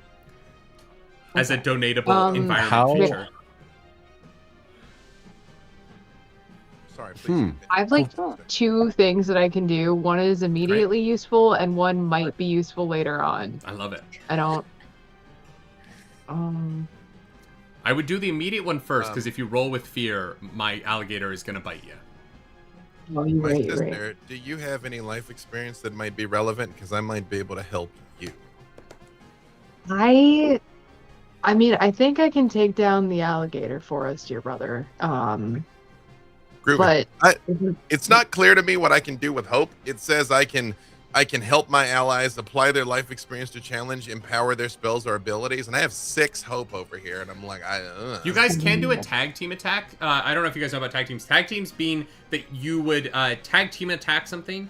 One of you has to spend 3 hope to do it, and then you both roll, and you get to choose which roll you take. But if it succeeds, both of you hit. Okay. I don't know. Does anybody else have any good ideas? Is there a mechanism to close the door so the alligator can't come through? The alligator's already halfway through. You wouldn't be able to stop it at this point. Oh. It was donated by chat. Okay. I'm not going to let you just hand wave it away. Damn it. That's fair. That's fair. Respect. completely valid. Do these statues that have the oily light? I don't like oily light, as it doesn't feel right in the mouth. Anyway, it's not supposed to feel right. It's a bad thing. Thank you. You're right. You're so right. Great job. Mouth oil erasure there. That it's mouth oil. You know what? Maybe I am erasing it, and that's something I have to unpack in therapy. The statues. I don't know. The statues. Do they look very flammable? Ooh, not particularly. They are stone, but you're fairly certain that your magical fire would probably be able to damage most things. Okay, because I don't have much in the way of damaging spells, but I can put up a wall of fire again, and if I can just... Could I call an audible? Might I make a suggestion, friend? You can absolutely wall of fire. What are you saying, B-Dave? If ever there was a time you should be a werewolf, that time is probably now. Sick. I would also say, I'm just throwing out there, glitter, super flammable, very dangerous to have near flame. Just throwing that out then there. I'm fucked. I've just been dumping glitter all over the place for the last. So what I'm saying, like, you could like Molotov cocktail your butt glitter and like throw it at the statues. Okay. What if we do a tag team? I have 3 hope to spend. I got 3 hope to spend. Are you gonna poop the glitter onto the Timbits and then launch the Timbits as flammable grenades at the statue? That might be the first time that sentence was ever spoken in human history. Yeah. I just want to point that out. That's said out loud. Daggerheart, baby. I think that's what we're doing. Daggerheart. I think that's what we're doing. Yeah, we it makes sense to started me. this Absolutely. whole thing by double penetrating Batman with a rhino horn and a lightsaber, and now here we are in the finale. Poop glitter Timbit bombs. The Canadian special. I'm never going to be allowed on this channel ever again. Thank you so much, Darrington Press, for giving us such a massive matching donation at the beginning of the event. But they're not watching. It's smart to make them do it at the beginning so that they didn't hear all of this. Absolutely. Yeah, exactly. Yeah, exactly. So what's the game plan here for these I think Katie and Molotov Clarus grenades? are going to roll me a tag team to see how well they can Molotov Timbit the poop glitter flaming attack at a statue. Is that the plan? Maybe the guys feel like more, because we can break the statues, but if the guys kill us before the statues get broken, you know what I'm saying? Yeah, we can just like throw flaming Timbits at the Slender Manager who's still like operating the statue. Yeah. The one that's in melee range with you? You just hit No, it with the your one hands. that's That is currently not doing. There's one that is yet to be engaged at all. That one is on the other side of the line Yeah. of the sentence. You'd have to get around somehow to get an angle on him. Ah, okay. Yeah. Okay. What's the Well, plan? then maybe we can just do. Okay, so when I was a kid, I had Trek for the Xbox, and something you could do was like eat chili peppers and fart, and then use the chili pepper burp to light the fart on fire. So if I just like out some glitter in the Slender Manager's face, can you just light that up? Yeah? That's also Yeah? a sentence that got said out loud. What a tag team. Original sentences. Roll me. Both of you roll your duality dice, and if one of you succeeds, you're gonna poop glitter methane bomb this guy. Hell All yeah. right. We love to see it, honestly. Yeah. This is what I do to myself. What did I you roll, Katie? got a 14, but with fear. Ooh, that's not very Well, good. that's better than my 6 with fear. Ooh. So I say we take your roll. Unfortunately, you don't hit. What happens is you turn Damn it. and you attempt to spray your ass glitter at the Slender Manager, and in that moment, as you go to light it on fire, there is a poof of arcanic explosion that is just significantly smaller than you expected, because it's just a little bit of glitter that falls out of you when you move, and everyone kind of stops, and even the alligator tries to take in what just happened.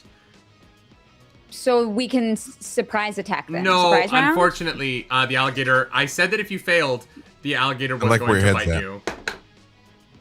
I do like where your Did head's that at. still cost me 3 Possibly. hope? It does cost you 3 hope. That's a 7 to hit you, Katie. I'm assuming a 7 does not hit your evasion. It will not hit. Amazing. Shoot. I am going to spend a fear to activate the Slender Manager that is in melee range with you. Actually, you rolled with fear. We're gonna see if Matt Mercer comes back. It has to be a Oh, 19. DC 19? 19. Yeah, DC 19. That is a 9. Not even fucking close. All right. The Slender Manager that's in melee range with you all is going to attempt to teleport away and appear back up by where the eye beam that it was standing next to is, and he is going to launch an AoE little ice wall that is going to summon above your heads and come crashing down on you all. I am going to need everyone to give me a finesse reaction roll. Oh, rude. As the stalactites are going to crumble down from the ceiling, ice trying to pierce your bodies. Sorry, what were we rolling? A finesse reaction roll. Bingo. 19 critical success. Damn, that absolutely succeeds. 14. That fails. Not like this, Odin. Not like this. I got a 15, That fails. but it does. Oh, man. Clarus? I got an 8 minus 1. Everyone who failed, you are going to take a 27 points of damage. And B-Dave, you critically succeeded, so you don't even take half. You take nothing. As you are just going to, like, slink through the shadows and take 0 damage here. I feel like I just jumped behind Craig, honestly. And just let her kind of be like, boom. And I'm like, yep, all right. I'm just going to Does be down our here. little goblin guy take anything? Our little goblin guy ran off to the side, so no, he's not going to take anything here. He's okay. All right, awesome. He's Not doing stressed that. out from the fire, but he's I'm healthy. so close to killing this goblin myself, by the way. When Matt Mercer comes back, I'm going to negotiate this goblin's life, just for the record. As it should be, Is this honestly. damage that we can reduce with armor slots? Yes, out of it is. curiosity? It's falling stalactites. You can reduce it. Great. Because I feel like I met this guy about 20 minutes ago, and it's been nothing but trouble since. So it's Awesome. If we need more people, if we need more, while I'm in werewolf form, can I still have? Do I still have access to my like spells, abilities, stuff? Yeah. Or is it like okay, awesome, perfect. Could I first just do a round of inspirational words, just kind of see who needs what, and then go into my werewolf? Sure, yeah. Or you could do it like mid-transformation, so it's really awful. You're like still like half human, half snout, but you're like trying to say really nice things to people. I'm still incredibly injured. So it's I Okay. give the damage, I do not take it. I walk up to you, I pat you on the back, I say, sorted. Pat you on the back. You can clear a hit point. I can only do that 2 more times. Awesome. And then this is weird medieval werewolf lore.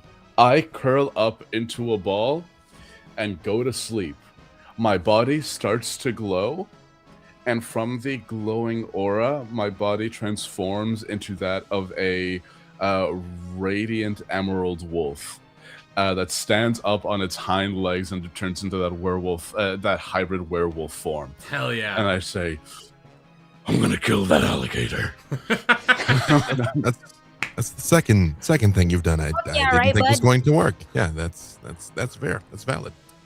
Can I attack it in this turn? Or Yeah, go is for it. that Give me an too much attack. for my Yeah, attack? no, I want to see what this werewolf does. Okay. Oh, sweet lord.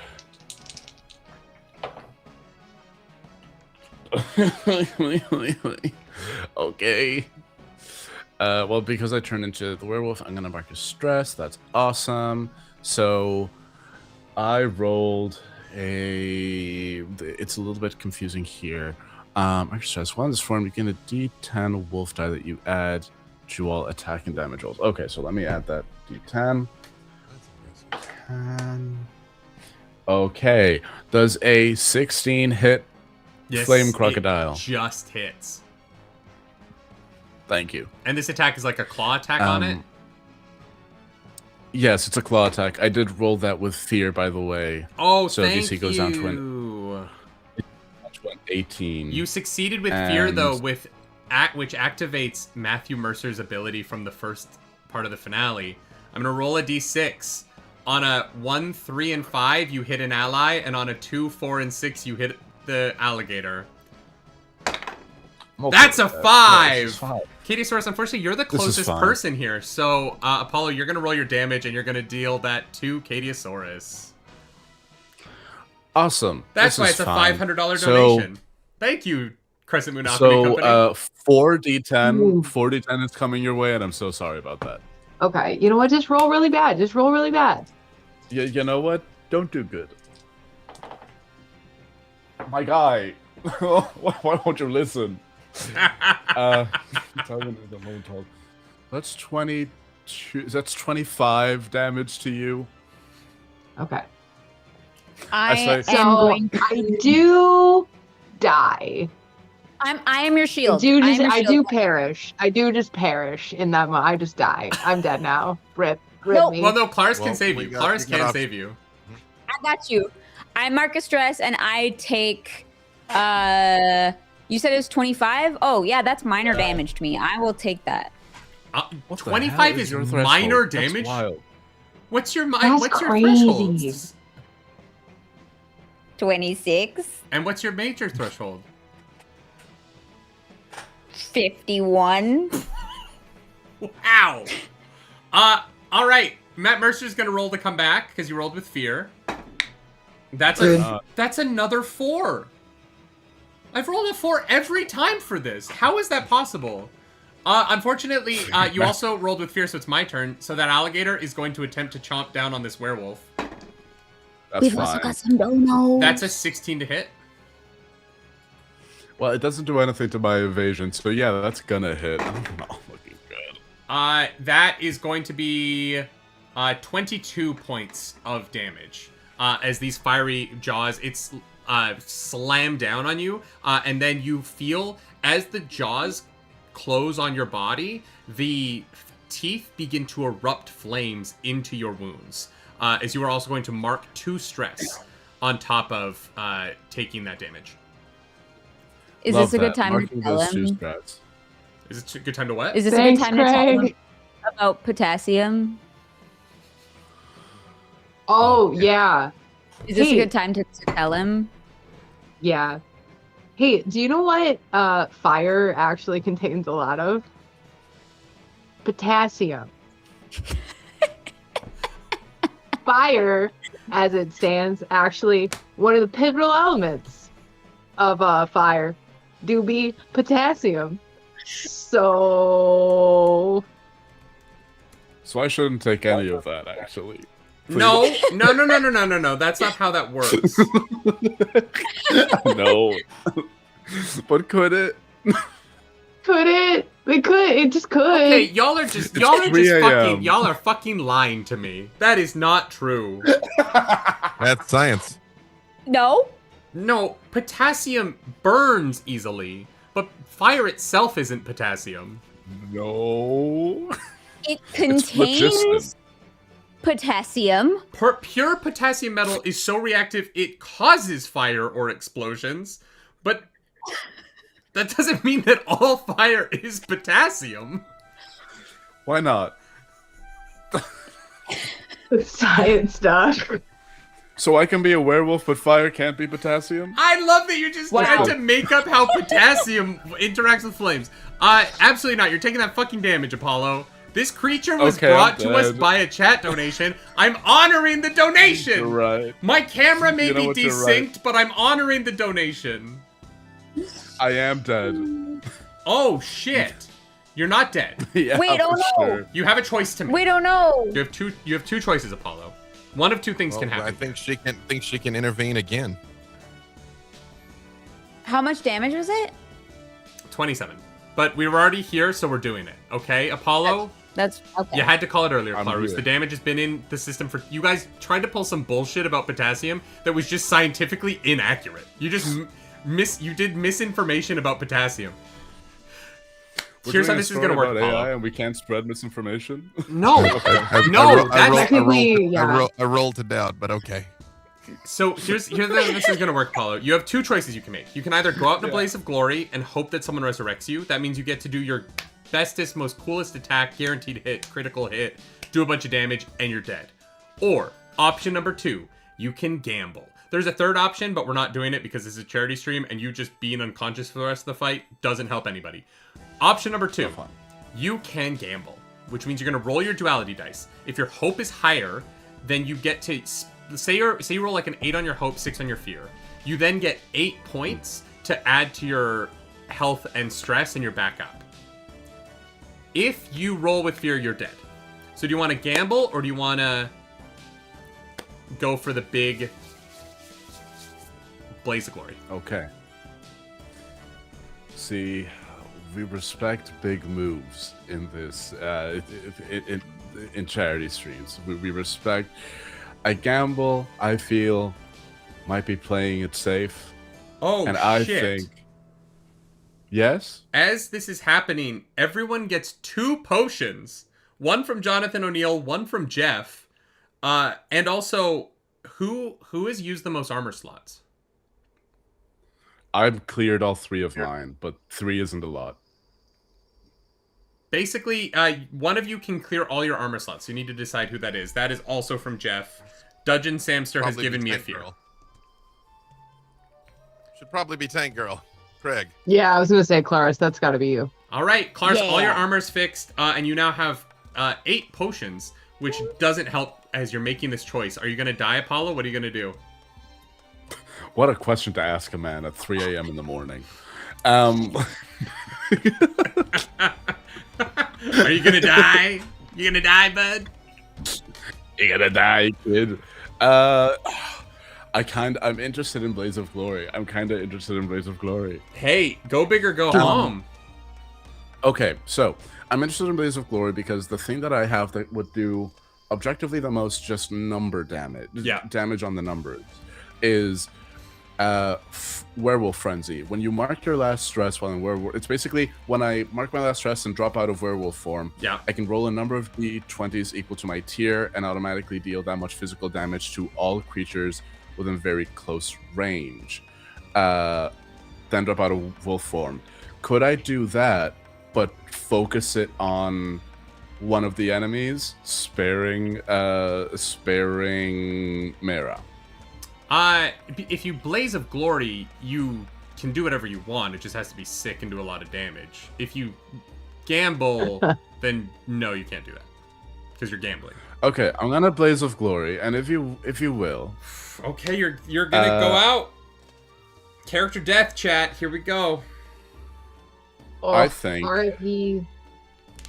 Hey, the whole purpose of this character's life, his very short life, has been to tell stories and to inspire others to tell stories. One of the things that would physically have to happen in the process of transformation, if it were more physical, a lot of energy would be burned. A lot of energy would be burned that would come off as heat energy, fire. I think this alligator chomps down on me so hard that its flames start to course through me, and I can feel it physically causing my body to start to shift back. And its flames cause my flames, and we just become like a rolling fireball. And in this moment, if you will allow me, I would like to throw us at one of the statues. Great. Yeah, love it. Absolutely love it. Statues. Roll damage for me. Hell yeah. Will I just do like the rolling of the frenzies? Will I just roll 5d20s? Yeah. Awesome. Please be nice to me, dice gods. Please be nice. Oh, they were nice to me. This is... Oh my god, they were very nice to me. This is math that I'm gonna need. 11 plus 15 plus 17 plus another 15 plus 18. I added 2, but nope. I did too much math. That's 76 damage. Wow. Holy shit. You watch as the statue that had been previously cracked by Mara, you watch as this alligator and this werewolf clamped in that alligator's jaws, spring up out of the ground, and with like arcanic missile-like precision, launch towards this pillar of stone and oily goo. And as they collide, there's a massive explosion, and you watch as the flames rip up through the oily substance that is being shot into the light of Ascension, and burning away a layer of the protective shell around the light of Ascension at the center of this room. This pillar is completely obliterated, the large ovular floating stone at the top clattering to the ground and shattering all over the Slender Manager, standing there agog at the damage you did, as unfortunately our character has died. If I may, I Absolutely. think in the flames and the explosion, it's like fireworks, and written in flames in air, it's just, we got this. As you look over at this message, we got this, you see standing amid the flames underneath this explosion, Darrig, at full health and full spell slots, full armor slots, full everything, because the Stormfather donated to bring you back, brother. You're alive again. The real MVP. The real MVP. I stand, I'm like, what the hell just happened? I'm sobbing, I'm still on fire. I'm like, okay, You are the real awesome. MVP, Stormfather. All praise be the Stormfather. As you are yeah. still alive, because I can't have anything nice in this game. Fuck the DM. All right. Well, Blaze of Glory is always Alright, I hope. So, it's y'all's initiative. Who wants to go next? I would like to do something. Do it.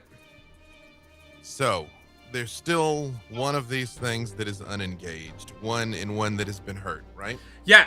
Actually, Beative, where you are at now, you can see the last Slender Manager. It is so engaged that it's not even. It is so engaged in these arcanic movements of its fingers that it seems to be doing something to hold the focus of these pillars on the center.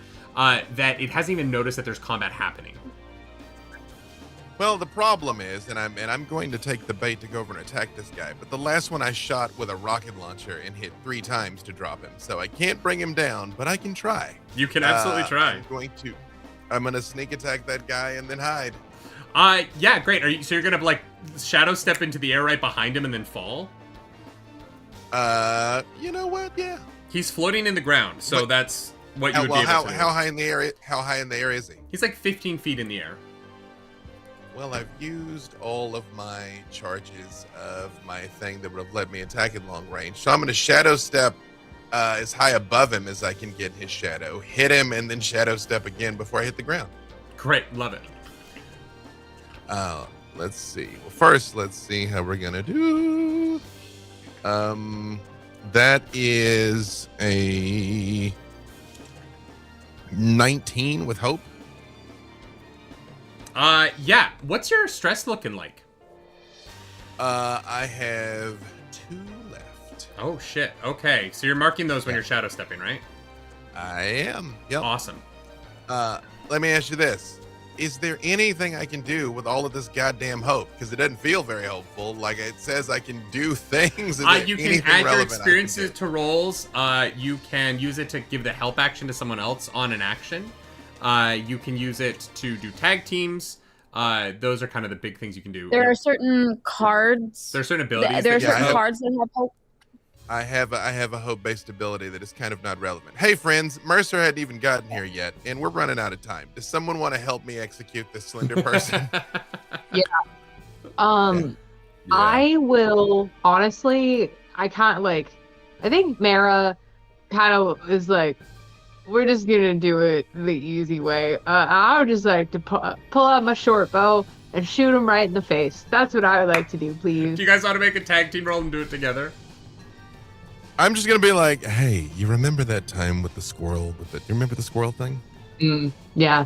That's okay. Hang Okay. on, here we go. Yep, and then I'm going to appear above him, gack him, and then That's. disappear. And honestly, I got a 20 with hope. So if Amazing. you. Mine was 19 with hope. Yeah. So.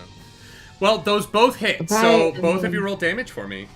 As he gets kind of skewered on either side, knife in the back and an arrow to the throat, as you guys are going to both attack simultaneously. I did 19 damage. Amazing. I did. Hold on. I did 27. Oh my god. Okay. Well, as you shadow step away, spending two, you have to spend 2 stress to do this, B-Dave.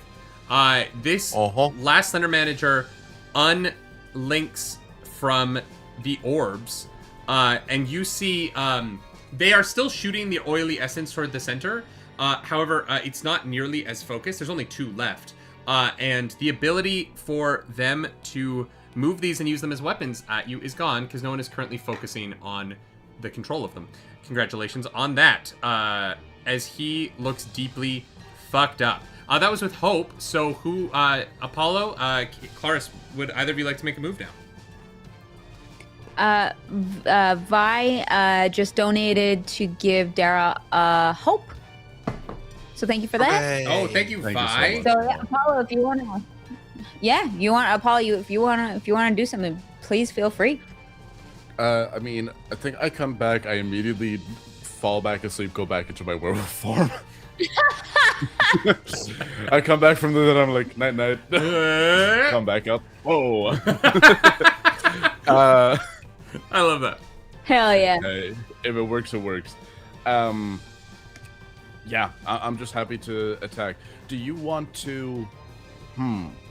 Is there anything that we can do to increase our damage chances? Do you want me to focus on just, like, going for maybe, like, the pillars, the statues? I can just be a werewolf running around the... Well, the statues aren't going to kill us, so bring down this slender person. All right, I'll do that. I'll just, yeah, I'm going to just try hit it. Hit it? Just hit God, it. imagine if I die again.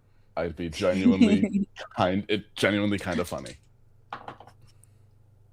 Okay, that is a 17. That is an 18 with hope. I fear by mistake. Jeez. Thank God it's not fear, because you might have hit Clarus. Yeah, roll your damage for me as you connect with the one Slender Manager that's still over by the door. That's just sort of staring at you, smiling, but it looks so pained behind the eyes, as if it just wants to die. I look at it, I'm like, are you also doing a post-grad?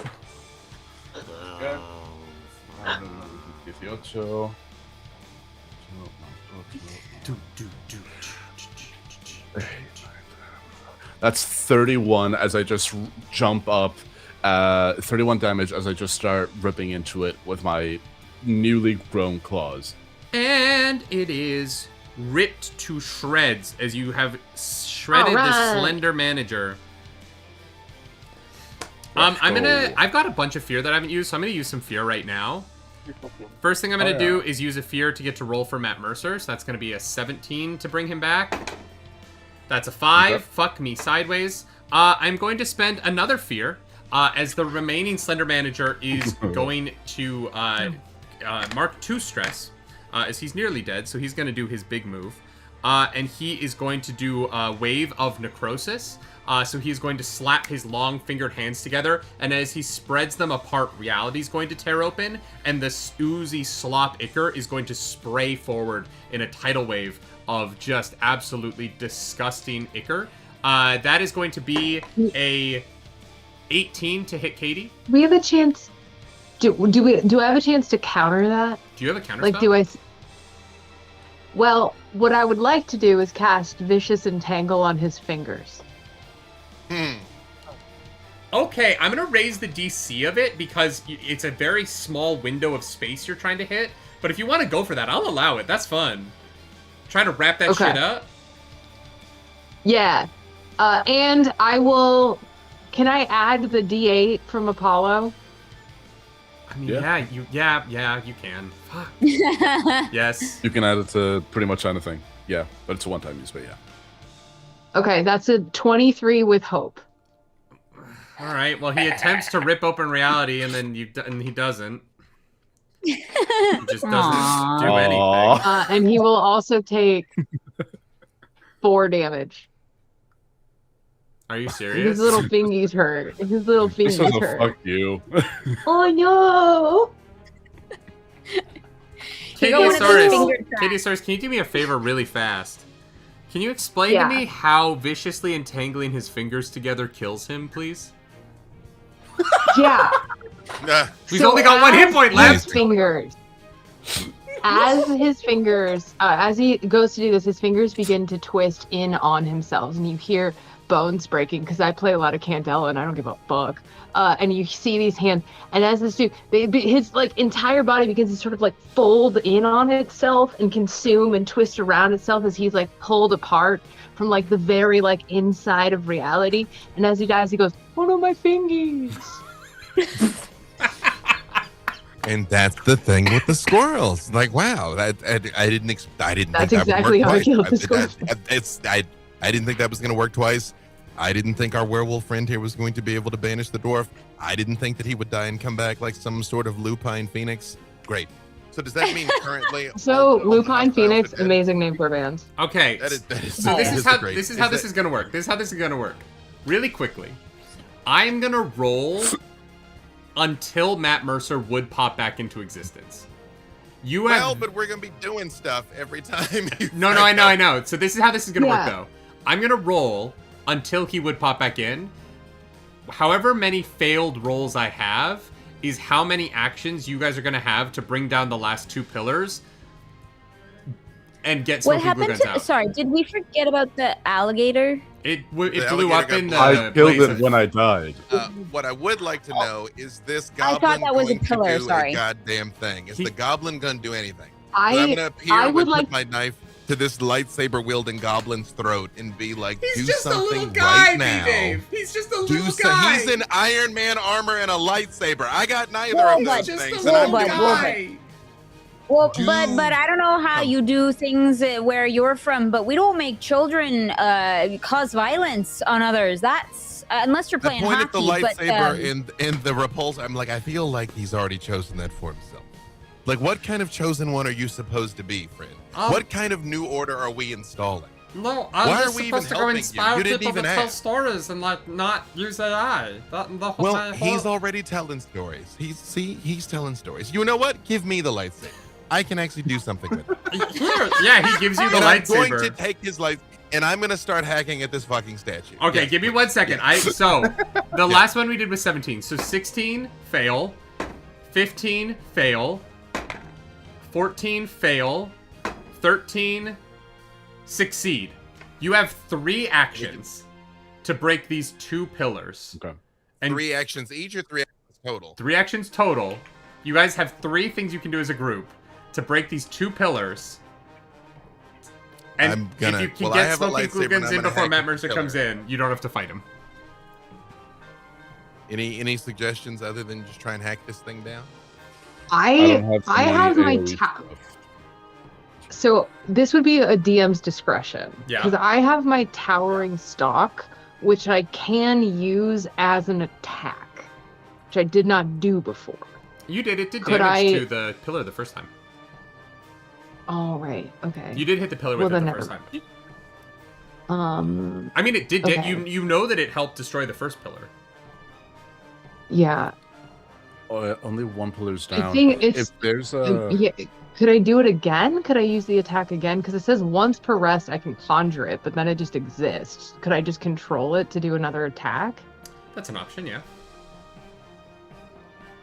Okay, that's my pitch. Does anybody else have anything? You're gonna swing a big old pillar or Um, something. I think B-Dave really wants to I was- slice some stone with a lightsaber. I'm That open feels- to that feels suggestions, right. but it's gonna happen for sure. only thing that I can werewolf try to hit stuff, but numbers wise, the most damage I could do is, these statues were in a triangle formation. If I could stand behind one of them and then cast my wall of flame, Mm-hmm. or cast a wall of flame again, I could maybe see if I could get the other 2 with the magical fire, and that would just contribute to a little bit of both of them. Chat wants to remind you all that team ups count as 1 action, if you have the hope to spend. Okay. Oh, I well, have then, 4 hope and I'm ready to spend it.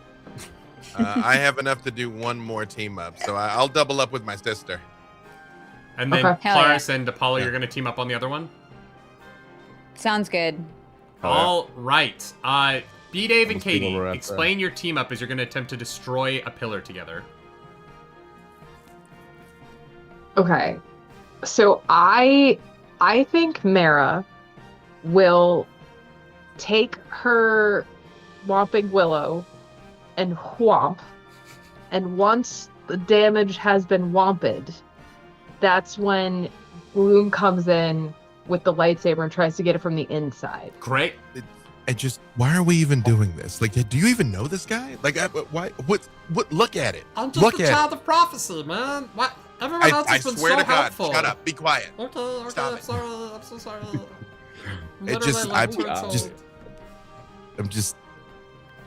And then I follow her. All right, I'm both of a- you roll I'm your like roll your team up. ephemera. I swear to the Stormfather that I'm about to. Ugh.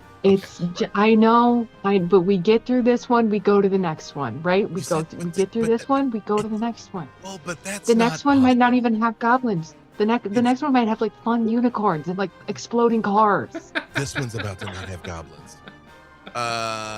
Let's see. What do I roll for a lightsaber? Just roll your Is it just a regular melee attack. weapon? Yeah, roll your regular Alright, attack, okay. both of you, and then choose the one you want to choose.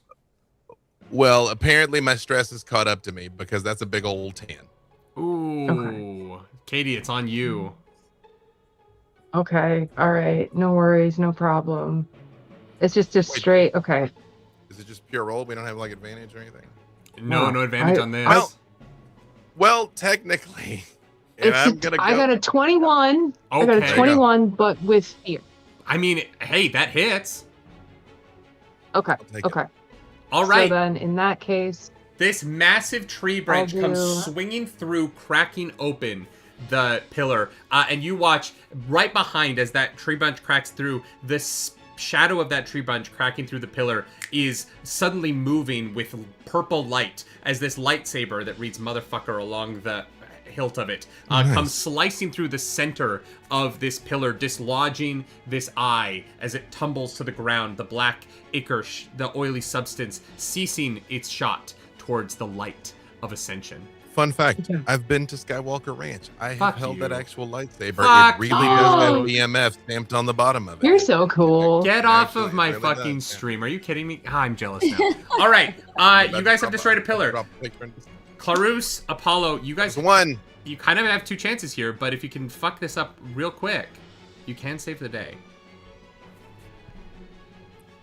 What do you want to do? Clarice? Look, I And I'll just got support. one thing, and it's hit. You still With- have Timbits. Mm-hmm. Yeah, I do have Timbits. If you want sugar high, they're chocolate. Most of them, because that's the best flavor. But No, the birthday cake is what so if good. What if the flavor? I cast my wall of fire spell, but we flavor it in that I'm wreathing you in flame. I love it. Absolutely love it. yeah, I mean, I'm stone. I can't be lit on fire. Maybe. Oh my god! You're also You- covered okay. in glitter. I don't know that. Reference to like Avatar: The Last Airbender. Remember at towards the very end where they have the catapults and they have like the volcanic rocks and the Yes. firebenders would light them on fire. I present to you. Great. Flaming rocks of glory. Attack. I believe in you both. Actually, wait. I'm going to use my last inspiration. My informative. Let me see. I don't know. Would reducing a stress, adding a hit point, or giving you hope help either of you? I'm happy to spend those 3 hope. I for mean, this, you're a therefore. magic builder, so reducing your stress is probably helpful. Okay. But he so just who- came back. I did just Do you come back from the dead, so I have no Oh, stress. fuck yeah, right. You got Yeah. a fucking resurrection Yeah. spell. Thanks, Stormfather. Stormfather giveth and All Stormfather praise to taketh Stormfather. away. All Also- praise be due the Stormfather. All right, let's roll this I attack. have, Okay. One of you has to hit here. I believe in you both. Dirty 20. Okay. Fuck off. Okay, and what did you roll, Apollo? Are we adding my spell modifier Yeah. to this? I mean, even so, it's a 19 with hope. So Well, you It's both 20. hit, so you can take whichever one you want. You hold out your hands, channeling the flames around you that were the exploded carcass you were resurrected from. You take the energy that was your former body, magically gifted back to you by a god, and you congeal that and shape it.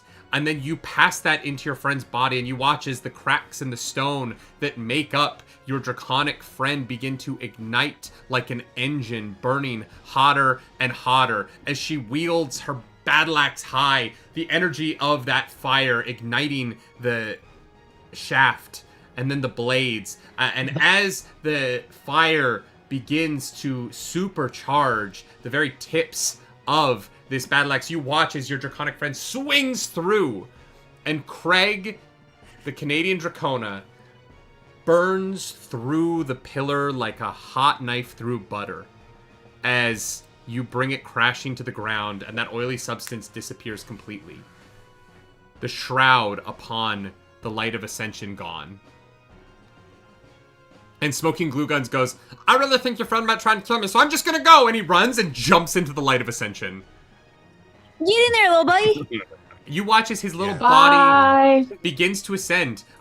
He is slowly rising, floating in the air. And in this moment, as you watch him begin to rise, you all notice the reason why you came to the top of this mountain. That pull in your chest, dragging you towards your creation, is telling you that it is time.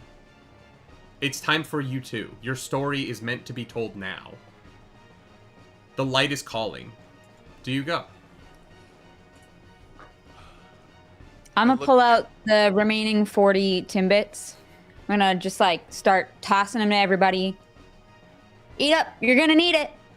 And I'm gonna start backing up into the light. You back up into the light, and your vision goes white as you are suddenly in an unfinished basement, staring at a woman with long red hair standing over top of a 3D printer as it's forming a crystalline green structure. As she's staring at it, waiting for it to be finished, as she's pushing a needle and thread through leather, watching, just waiting for the next step of her cosplay to be done, as you rise up and disappear into Ascension. What are the rest of the three of you doing? I just extend my hand to my sister and I say, well, I want to go because I'm going to find that goblin if he is a bad god. And I hold up the lightsaber and I'm like, and commit some deicide. And Mara will smile, just like a big smile at her brother and say, well, I'm not going to let you go by yourself. Come on. After you, then. You two All leap right. into the light of ascension. Gloom, you see a just ridiculously tall, bald man with a beautiful goatee. He's sitting in front of a crowd in a dark ballroom with people on either side of him dressed as vampires for some reason. And he seems to be weaving this tale, and the audience is cheering and applauding. And you know that this is the person who will create you. And you enter into the world of creation through this portal. Katiosaurus, you see a woman with frazzled hair and large glasses sitting behind a table with books stacked on either side of her, frantically trying to sign and hand off book after book after book, as she is just excitedly watching this creation of hers get handed into the hands of all the people who will enjoy it. And you ascend through this light into the distance and disappear. Apollo, you're the last one there. Your friends have left. You're munching on a Timbit. I'm experiencing fantasy Canadian food for the first time. And I'm like, this is great. 10 out of 10 on notes. before I am going to go into the light, but before I do, I'm going to walk back down the stairs, and I'm going to go to the guards and to the ogre, and I'm going to say, "Hey, we can go now. We don't have to wait for a cooldown to ask for another idea. We can be creative endlessly now." And then I run and I do the like slow-mo leap into the light. You see a young man sitting surrounded by books, just like ripping his hair out at the thought of another all-nighter studying.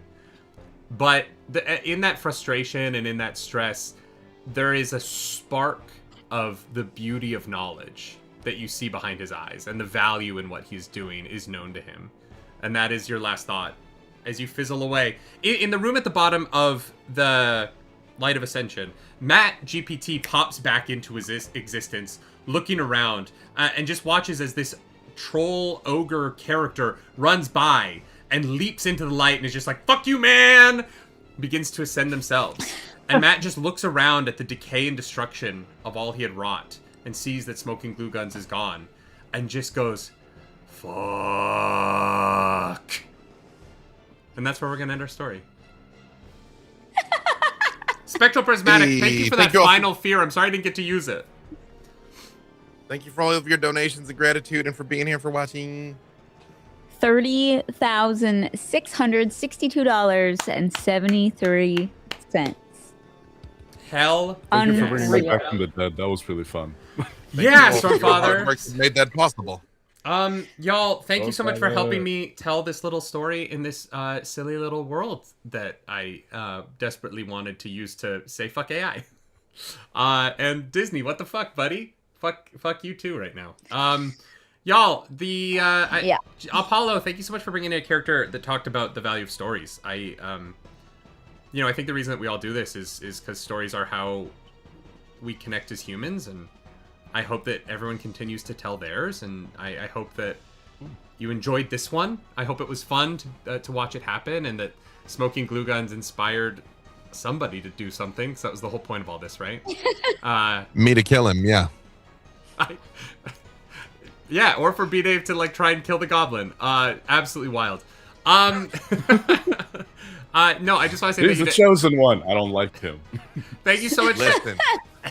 Every single person who donated. I just got to say a quick thank you to our sponsors. Emberglow Gaming, your matching donation was incredible. Go check out Emberglow Gaming. The Dice Goblin Vault that they make is so sick, and I want one so bad. We got to shout out, huge shout out to Crescent Moon Alchemy Co. They gave us 5 of their incredible backpacks to give away. In fact, I have to give one away right now.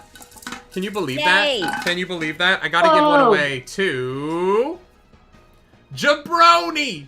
Jabroni, you're going to get a backpack.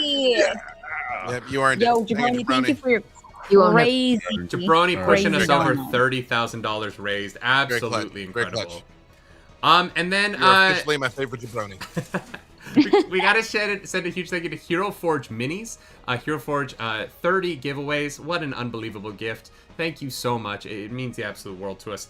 We gotta send a huge thank you to, I should have done this in an order so I could have remembered if I messed it up.